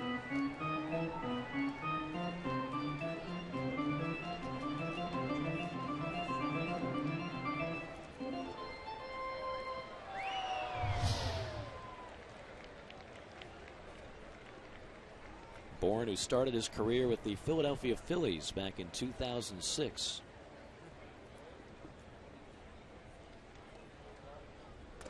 swing and a miss. And that's going to do it for the Braves. And inning number 5. We'll move on to the 6th. Jair Jurgens back on the hill working out a shutout. Braves 10, Astros nothing. It's the Braves leading the Astros 10-0. Fans, get your tickets today for the Braves All-Stars versus the Future Stars game on April the 3rd at Coolray Field. Come see manager Freddie Gonzalez and the Braves take on former Braves skipper Bobby Cox and the team's brightest prospects. For tickets, go to braves.com/futurestars or call 678-277-0340. Brian and I will be there for that game, broadcast it. And talking to Bobby Cox earlier today, he's excited about it. He was wondering what the crowd's going to be like, and early returns are it's going to be a terrific crowd at Coolray Field. I'm saying it's probably close to sold out, if not sold out. Bobby Cox coming back to town. That's right. Bobby's going to be managing in that ball game. He wanted to know what his appearance fee was. I don't know. I'll have to negotiate that. Jurgens looking to get through another inning. He has faced 18 batters, and only 3 have reached base. One of those was on an error. Other than that, he's surrendered a single and a walk. And the rest of the time, he has just dominated. He's up to 5 strikeouts in this game, too. Top of the order for the Astros. Bixler, 0 for 2. Strikeout, grounded out to third. Well, I know we've got a lot of viewers back in Houston as well here on CSS, and I'm sure a lot of Astros fans are wondering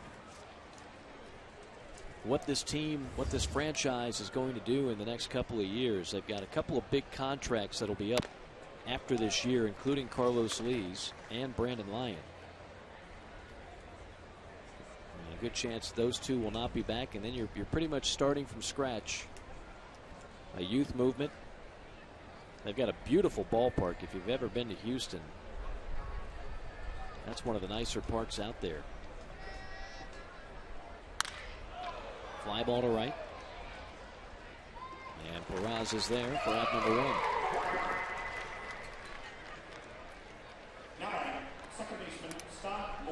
It is a beautiful ballpark there, and a lot of great highlights there with the killer bees back in those days.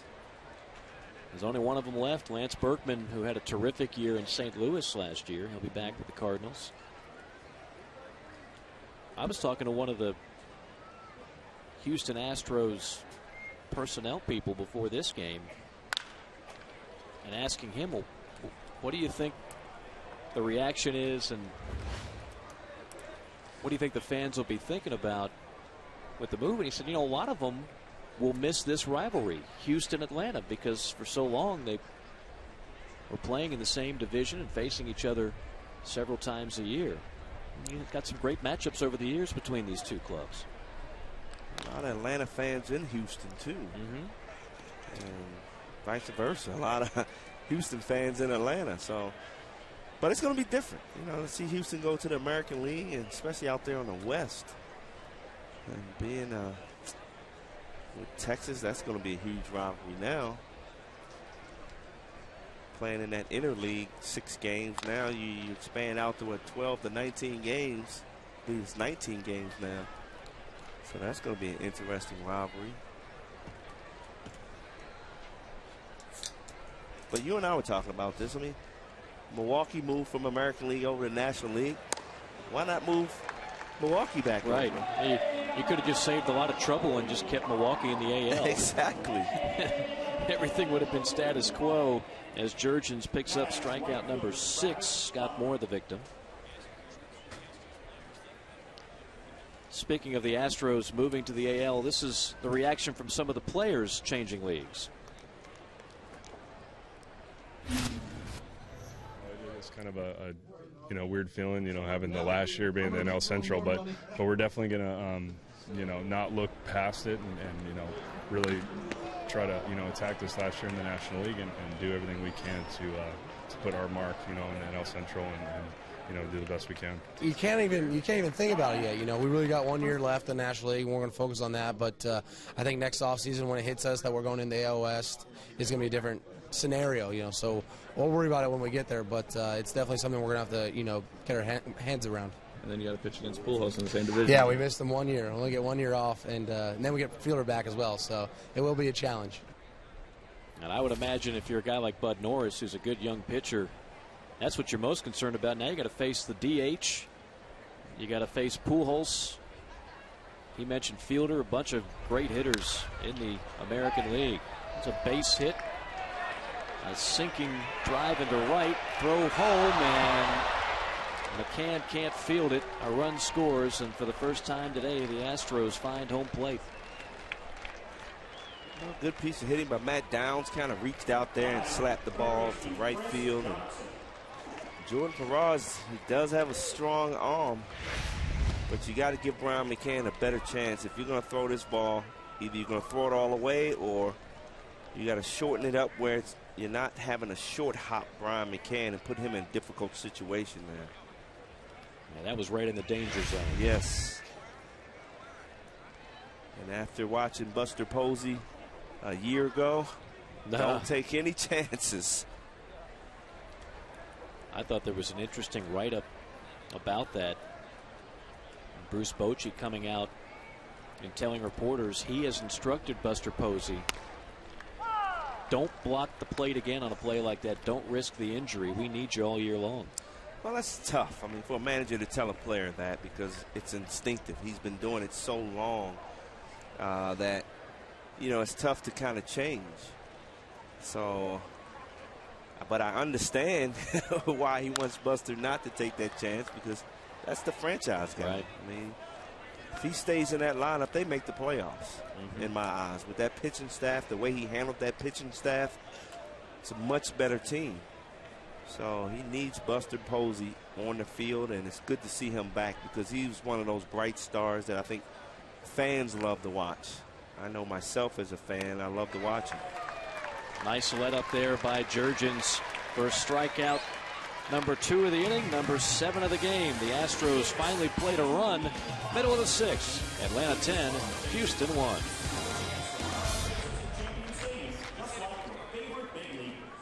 Good here from Champion Stadium. The Braves leading the Astros 10-1.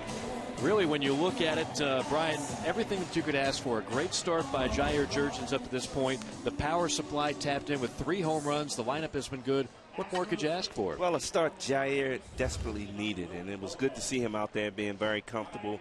And it's great when you got the power hitters coming out today, Brian McCann, Dan Uggla, and Freddie Freeman, giving you a cushion to where you can relax. And he's been spectacular today, going strike one on every hitter, and his pitches have been moving real good. So I like what I saw today. Very encouraging. Jurgens on pace right now to pick up his first win of the spring, easily his best start of the spring. And again, the Braves lineup has been very good today, pounding out 10 hits and plating 10 runs. Got a couple of defensive substitutions for the Astros. Got a new right fielder, Jake Gobert, replacing Buck.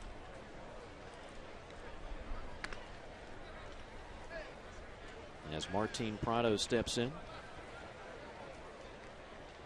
Prado 2 hits and 3 at-bats. Swings and drives this one to right center, but playable for the recently inserted Gobert for out number 1. Always finds you when you first come into the game. Brian McCann is going to get a rest. It'll be Eric Hinsky pinch hitting. Eric Hinsky, the road warrior.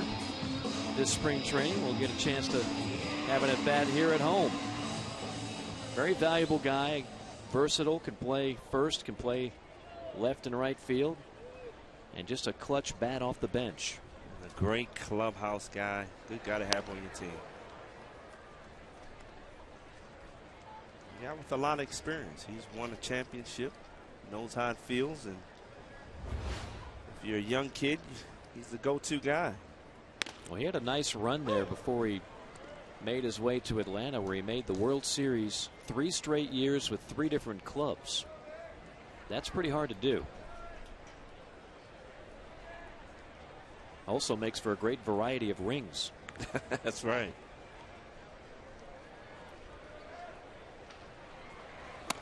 Swing and a miss, and Hinske goes down quickly on 3 pitches. Now batting, second baseman Dan Agla. Lopez just threw a high fastball, and your eyes just light up if you're coming off the bench like Eric Hinske did. See that first fastball, you're swinging.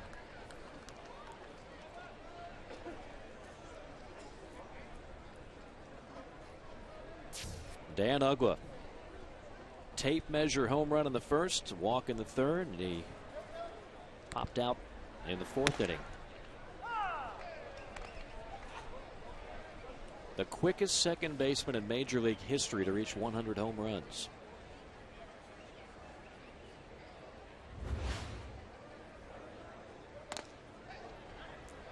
Tried to check his swing, and he did. Well, you better turn it up a notch.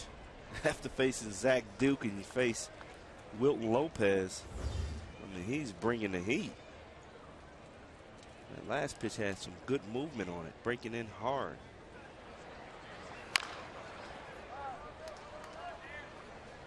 He's throwing a nasty sinker. One guy who's not in the game for Houston, but is a non-roster invitee for the Astros, Diori Hernandez.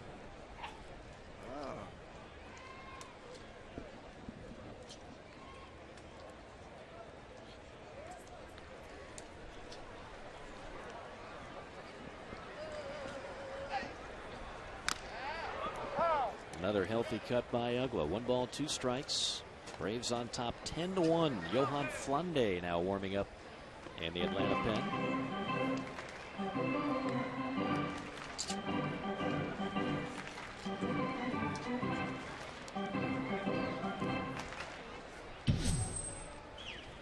Another guy on the Astros in their organization, Delano DeShields Jr. First-round pick a year ago. Swing and a miss, strike 3. Wilton Lopez with a 1-2-3 inning. Been a while since the Astros have had one of those. Braves still lead it 10-1. To be with you here, Braves on top 10-1. Which Southern team has a shot at the World Series? You can vote in our poll at css-sports.com and be entered to win a trip to Trip 44 to Florida, presented by visitflorida.com. Log on today, css-sports.com. Johan Flande is the new pitcher for the Braves, the left-hander who has spent most of his time in Gwinnett, at least last season. We saw Johan Flande both as a starter and as a reliever.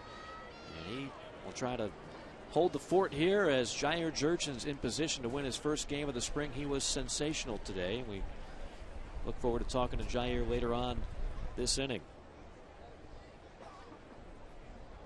Flande delivers a fastball a little off the plate. Flande was one of those guys when we were watching him that you would love to see be more aggressive, go strike one, get ahead of hitters, and be more efficient. We saw him last year. He threw a lot of pitches early in the games. He's had a good spring thus far. I mean, this kid really has some good stuff. I mean, you just saw that hard slider breaking away. He has good velocity on his fastball. A decent changeup. Broken bat roller to the left of the bag at third. His likely destination will be Gwinnett, where he spent most of last season. Did I say he can throw that hard fastball to get in your kitchen? Right here. Wow. Splitting that wood.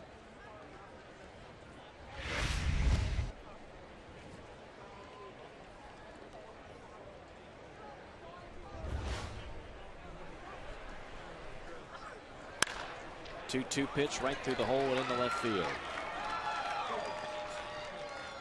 So the leadoff man is aboard off of Flande, and as we mentioned earlier, Jair Jurgens with a great outing today, dominating in his 6 innings of work, and he joins us now for the Braves dugout. Jair, has to feel awfully good to get that first good start of the spring off your chest here. What's up, guys? Yeah, I've been struggling the whole spring training, and finally everything is clicking. It's really fun.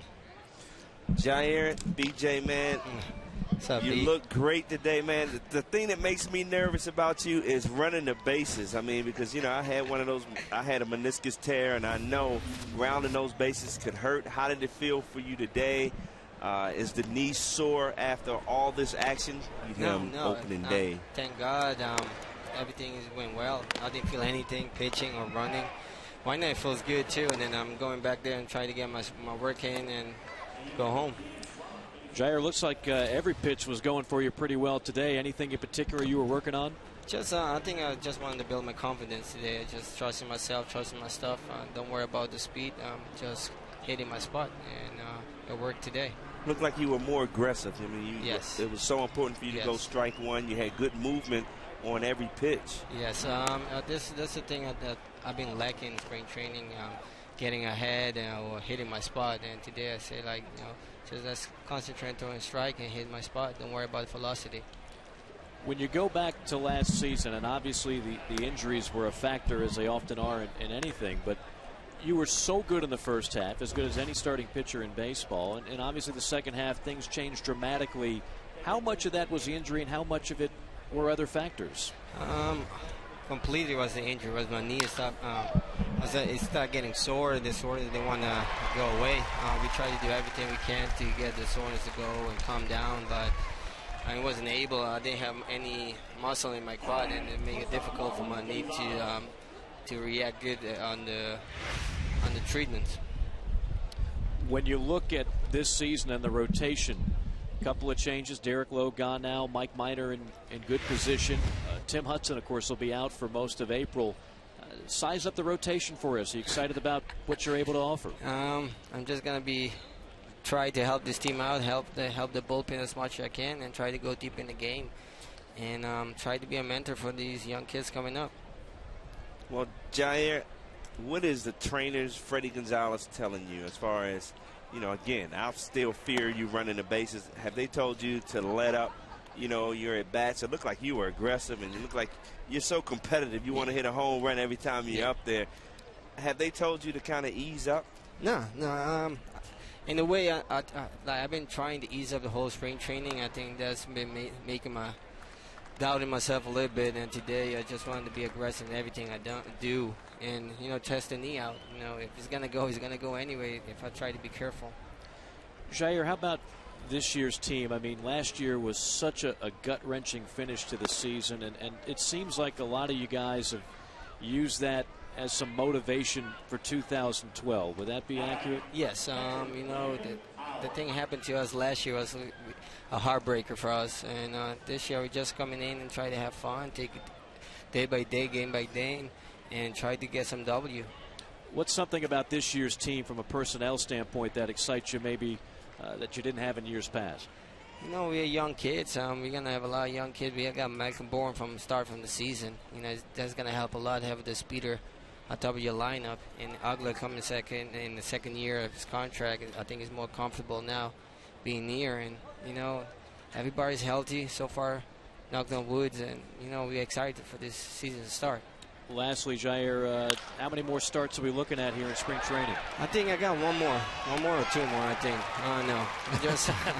I'm just taking day by day. I really don't try to overthink too much right now. I'm trying to start having fun again. That's like Bull Durham. Don't think, just throw. I hear you. Well, Jair, congratulations on a great outing today, and good luck to you this season. Thank you, guys. You got it. Jair Jurgens joining us. Prado just made an excellent play, diving to the line and just getting up and throwing a bullet over to Freddie Freeman for the out. I mean, this looked like awesome, man. I tell you, moving from left field right into third base, making great plays. Easy transition for Martin Prado. Prado, who's been a starting second baseman, starting left fielder. As you see, Jair Jurgen's leaving for the day. Appreciate him taking out the time before exiting stage right. We got a chance to speak with some more players in our future games, including next week. Braves and Phillies, that'll be a lot of fun. A lot of talk about all the injuries the Phillies are having right now. Chopper, Prado busy again. Picks it, fires it, and retires. The Astros here in inning number 7. It's stretch time here at Champion Stadium. The Braves in the lead. 10-1 our score. 7th.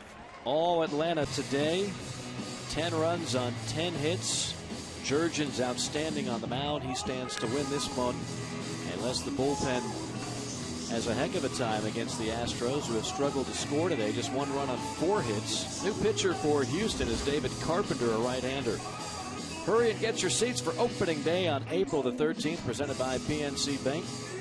Take in the opening day festivities and stay for Friday night fireworks presented by Publix. Tickets on sale now at braves.com/tickets or by calling 1-800-745-3000. How did we get to 10-1? If you're just joining us, the Braves, an onslaught of home runs early. Dan Uggla in the first, high off the scoreboard. Then in inning number 3, a couple of long balls. First, some of the defense. Freddie Freeman with a great pick at first. Then McCann unleashing a home run into the right field corner. And then Freddie Freeman straight away center field over 400 feet in length. 3 home runs on the day. Jair Jurgen, 7 strikeouts, in command throughout the ball game. Really just kept Houston off balance all game long.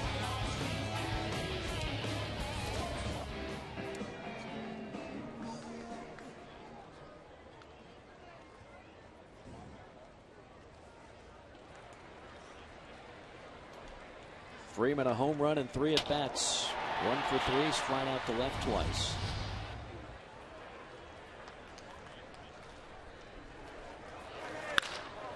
Hits it again to left. This ball's got a chance. Back, and gone. Goodbye.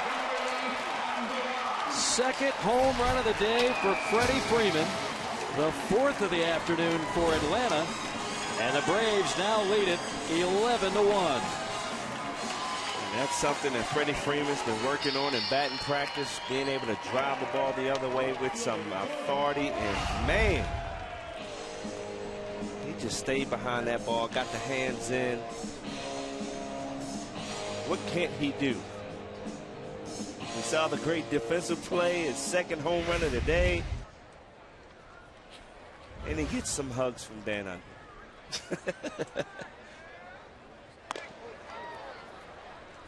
Freeman with just 1 home run coming into this game, 2 today. A great defensive play. Perez, fast roller to short, vacuumed up, and the throw in time for the out. You know, some people were concerned when Freddie Freeman was coming up the ranks that he's going to be a great fielder. He's going to be a good average guy, but they were wondering if he had the power that first basemen tend to have these days. I think as he matures, Brian, this could be a guy that easily hits 30 home runs. No question about it. He's going to be probably one of the potent power hitting right first baseman. I mean, this guy, like I said, when you can go the other way with power, you know, that's always been the hardest part. So he's making it look easy right now. Jose Constanza, the pinch hitter. What a great story he was last year when he got the call from AAA Gwinnett. Chops one up the middle. Going to be a close play. Not in time. And little hesitation at second was all Constanza needed to beat it out. And that's what he does so well. Put the ball in play, get that big hop. And with his speed, you better make a near perfect play. And good try by Gonzalez, but couldn't get it over there in time. Said that little hesitation cost you.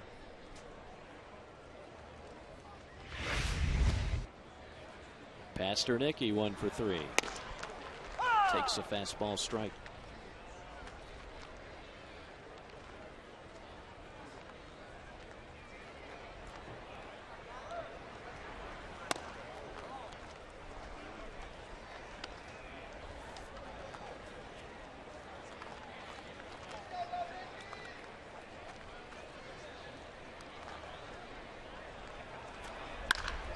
Fly ball.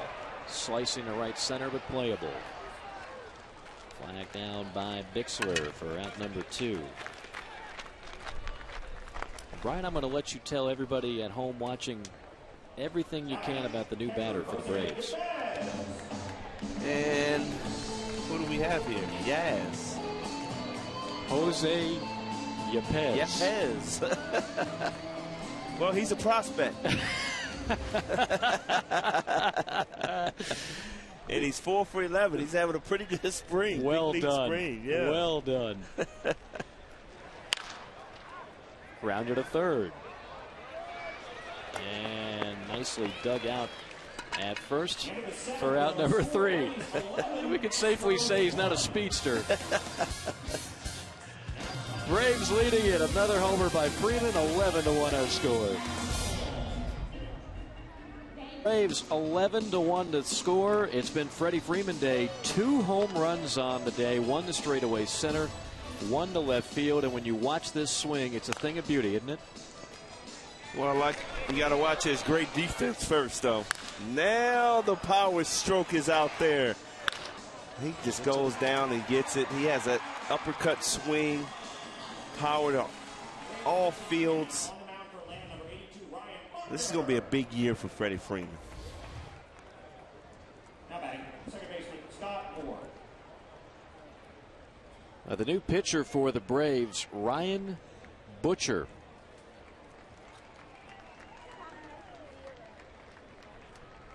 And we have about as much information on he as we do as the last batter for the Braves. All we know is he's a prospect. That's right. And we can assume he's left-handed, based on that pitch right there, which is a fastball strike at 90 miles per hour. We are now told it's pronounced Buchter. Buchter. Well, Buchter has some pretty good stuff. Led off with that fastball, and he threw a tight curveball in there. And he has a clue. He went up the ladder with a fastball, changed the eye level of the hitter. Let's see if he goes down and away.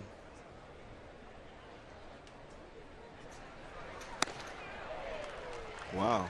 That looked pretty good. Pretty good stuff. Like a hot knife through butter. Not afraid to throw inside. I like it. He just challenged the hitter here with a fastball up over the hands, inside. Tough pitch to catch up to.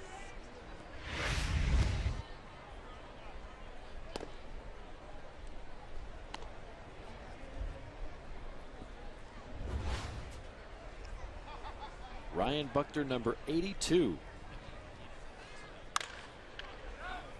Slow roller to second. 2 up, 2 down. And don't forget, you can tune in to great SEC baseball matchups every week, featuring nationally ranked teams, presented by Regions Bank. This Friday, number 3 Arkansas takes on number 13 LSU. That's right here on CSS. A lot of people think Arkansas might have the best bullpen in college baseball. Arkansas and Florida both outstanding bullpens. We won't see the outstanding triumvirate today of O'Flaherty, Kimbrell, and Venters. None of them slated to pitch today.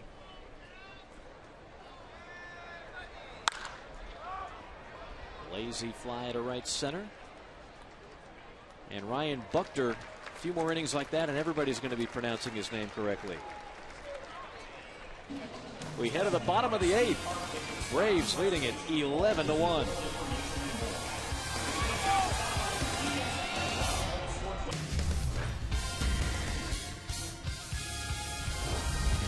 Braves leading at 11-1 here at Champion Stadium in Lake Buena Vista, Florida on a beautiful Sunday afternoon. He's Brian Jordan. I'm Mike Morgan. Great to be with you. Hope you're enjoying it like we are. We only wish you could be here. Speaking of being somewhere good, how about watching the Braves? Now, they will not start at home this year. The home opener at Turner Field will take place on April the 12th. The Braves will start off on the road at New York and then at Houston. Two teams that really are undergoing some severe changes. The Mets, it's been well documented some of the issues they've had with the front office and everything else. They have shed some payroll, and most people actually have the Mets picked dead last in the Eastern Division. That just seems strange and unusual, Brian. But it's realistic. You look at that lineup and you look at their leader, David Wright. He's already on the shelf with abdomen pull, and he had back problems. So, I mean, your best player is out of the lineup. You get rid of Jose Reyes in the offseason. I mean, they have a lot of young players. Durango hits one in the gap for extra bases. He can fly, folks, and he's going to turn on the Jets, go for three, and he's there safely. Durango, the pinch hitter, with a leadoff triple. And Luis Durango's been very impressive also this spring. I mean, this kid has impressed a lot of people. You know, he has great speed, but he's swinging the bat pretty good. His game is a lot like Constanza's. Exactly. Like from the right side. Right. He's been swinging a good bat to complement that speed.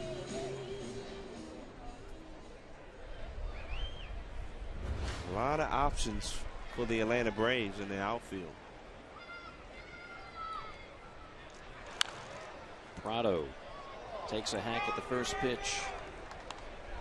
Michael Bourne's day is done. Durango likely to stay in the game, plays center. Prado looking for his third hit of the afternoon.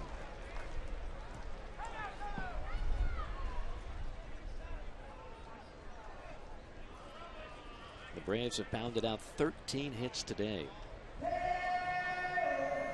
4 home runs, 2 off the bat of Freddie Freeman.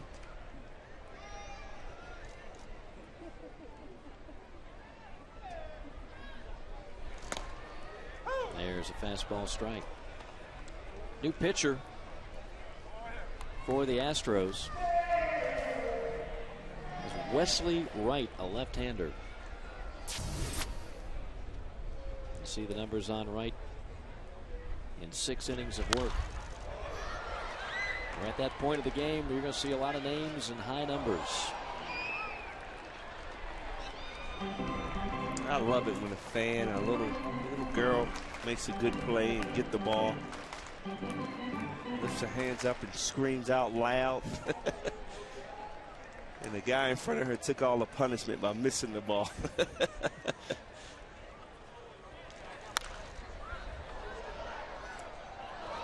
Prado hitting .260 last year, and again, it's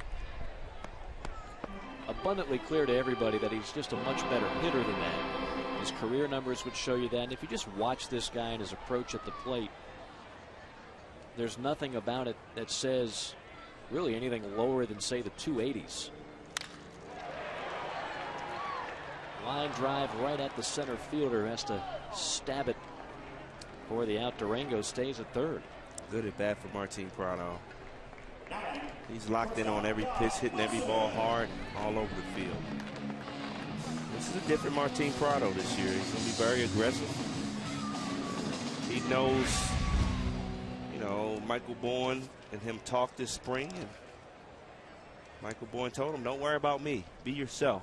Be aggressive. And don't change anything. And that's the attitude Martin Prado has. Now another pinch hitter, Josh Wilson, who signed with the Braves as a minor league free agent heading into this season. Spent last year at 3 different stops. He was in Reno, then he played for Arizona, 6 games with the Diamondbacks, 54 games with the Milwaukee Brewers. He hit .227 for the Brew Crew.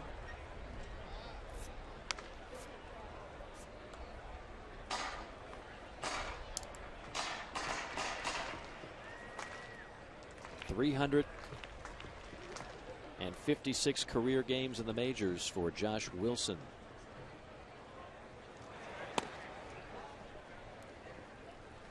When you start looking at those final spots on the roster, you talked about Peraza. Drew Sutton's a guy that is looking pretty good for one of those utility spots. So he is so versatile. He's on deck right now. I mean, he's fighting for that 5th spot too. I think Freddie likes this guy. Like you said, he's versatile. Can play everywhere. So he's getting a good look also. A lot of options though for Freddie. I mean, it depends on whether you're looking at speed, you're looking at guys who can play everywhere, power. It's going to be a tough decision. I think one of the things we saw last year, how important a bench can be when you look at the St. Louis Cardinals. They had a lot of injuries.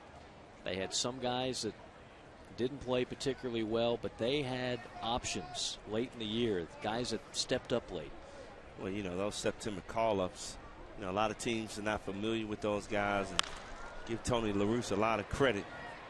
He used every one of them. Not a good out there, as Durango is still stranded at third now with 2 outs. Braves fans new this year: buy a ticket plan and receive 33% off food and beverages at Turner Field. Visit Braves.com/tickets or call 404-577-9100 to purchase your season ticket package today. In this situation right here, Mike, we were talking about not getting the job done late in the game. Here it is. Durango leads off with the triple. You know, Martin Prado hit the ball very hard, lined out to center field, but you got to be able to get this run in. 2 outs or less. And the Braves are unable to do it here in the 8th. Durango stranded at third. Braves still in the lead, 11-1 as we head to the 9th.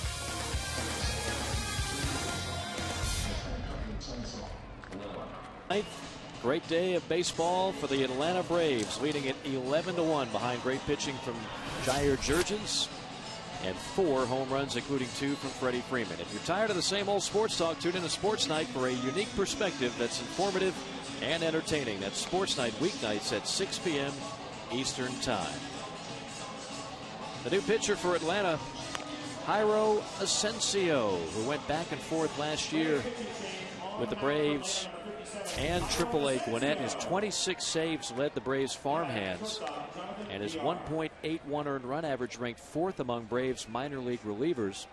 He did appear on the big club roster on 3 separate occasions and certainly has a chance to make the big club this year as well. New batter for the Astros, Jonathan Villar.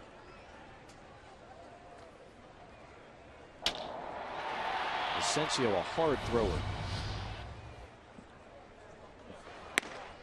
He starts off right away, 93-mile-an-hour fastball. And on the inner half of the plate. If Villar would swing at that, his bat would have been sawed off.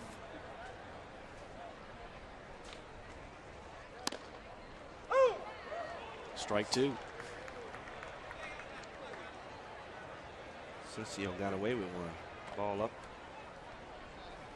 in the zone a little bit.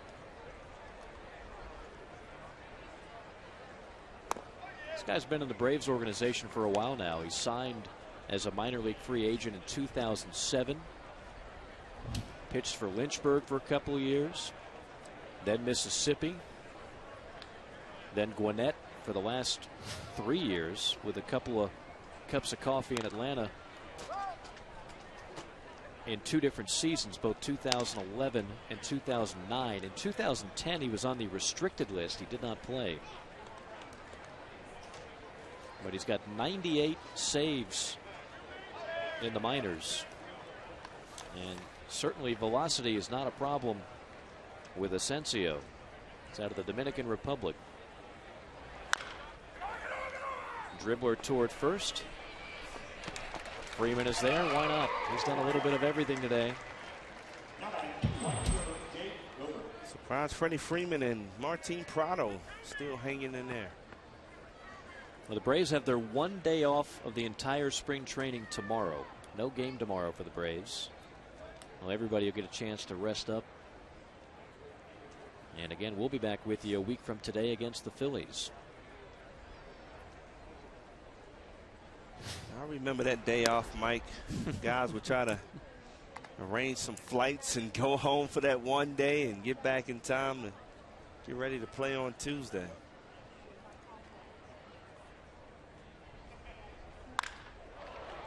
This ball hammered to right. A 1-out single.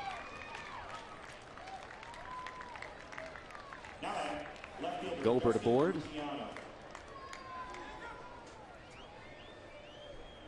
Justin Ruggiano up at the plate. One of the few regulars still in the lineup for the Astros. This guy's trying to make the team. Last year in a Tampa organization. We got a chance to see him out in Gwinnett. He went up and down with Tampa. Ruggiano is 0 for 3 today.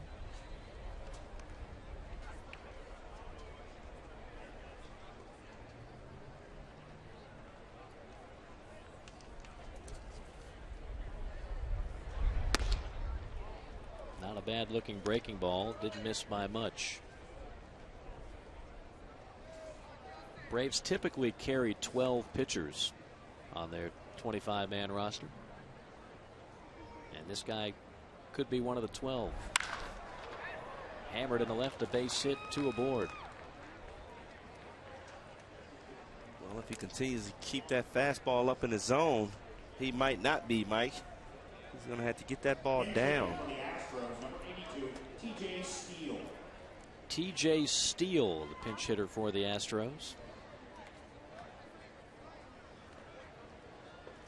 This is a situation where you need a ground ball. Throw that hard sinker.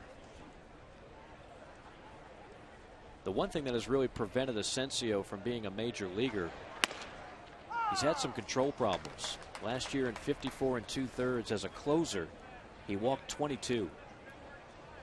Now he's been good with traffic on the diamond. He had an ERA of 1.81. He had 26 saves, but that just won't work at the big league level.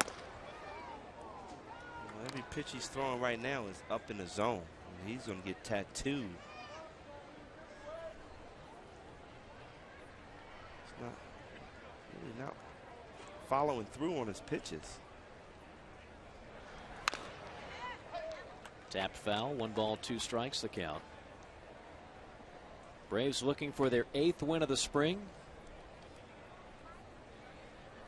And their 3rd over the Astros.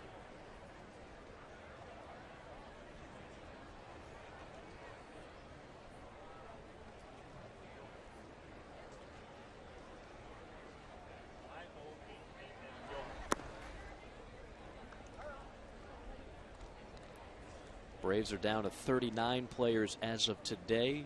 Some more cuts will be coming here soon.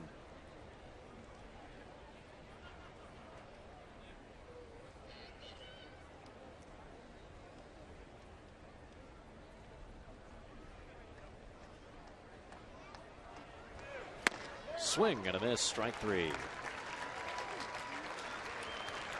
1 out away from victory here for Atlanta.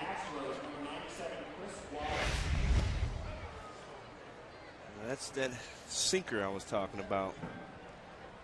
Good drop to that ball. And the young TJ Steele just couldn't handle it.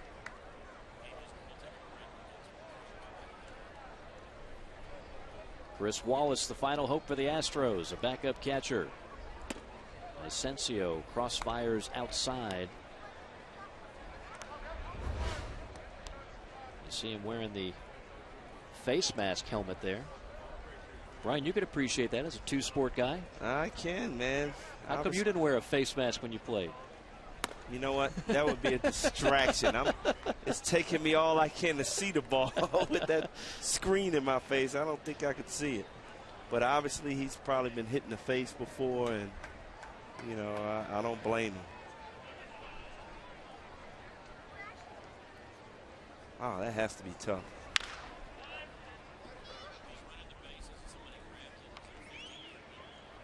I'd be wearing an armored suit if you put me in the batter's box against a guy that throws heat like Asensio. Well, it has to be scary, though. If you get hit in the face, man, it's just tough to come back from that. And if you're in the children's books, you can buy mine, Overcoming the Fear of Baseball. Yes. I was hit as a little kid, and I was scared to get back in there. Now available in paperback, as I understand. No, hardback. Oh, just hardback? Okay. Sorry, I thought you expanded. Braves 1 strike away now. 2-2 the count. But the moral to the story is, Mike, yes, by trying again, I was able to play 15 years of Major League Baseball. Wow. That's a good moral. I like it. 2-2, got him. Strike 3 called, and the Braves win it by a final score of 11-1. 4 home runs, including 2 by Freddie Freeman, and a great performance by Jair Jurgens, who picks up his first win of the spring. We'll put a bow on this one when we return.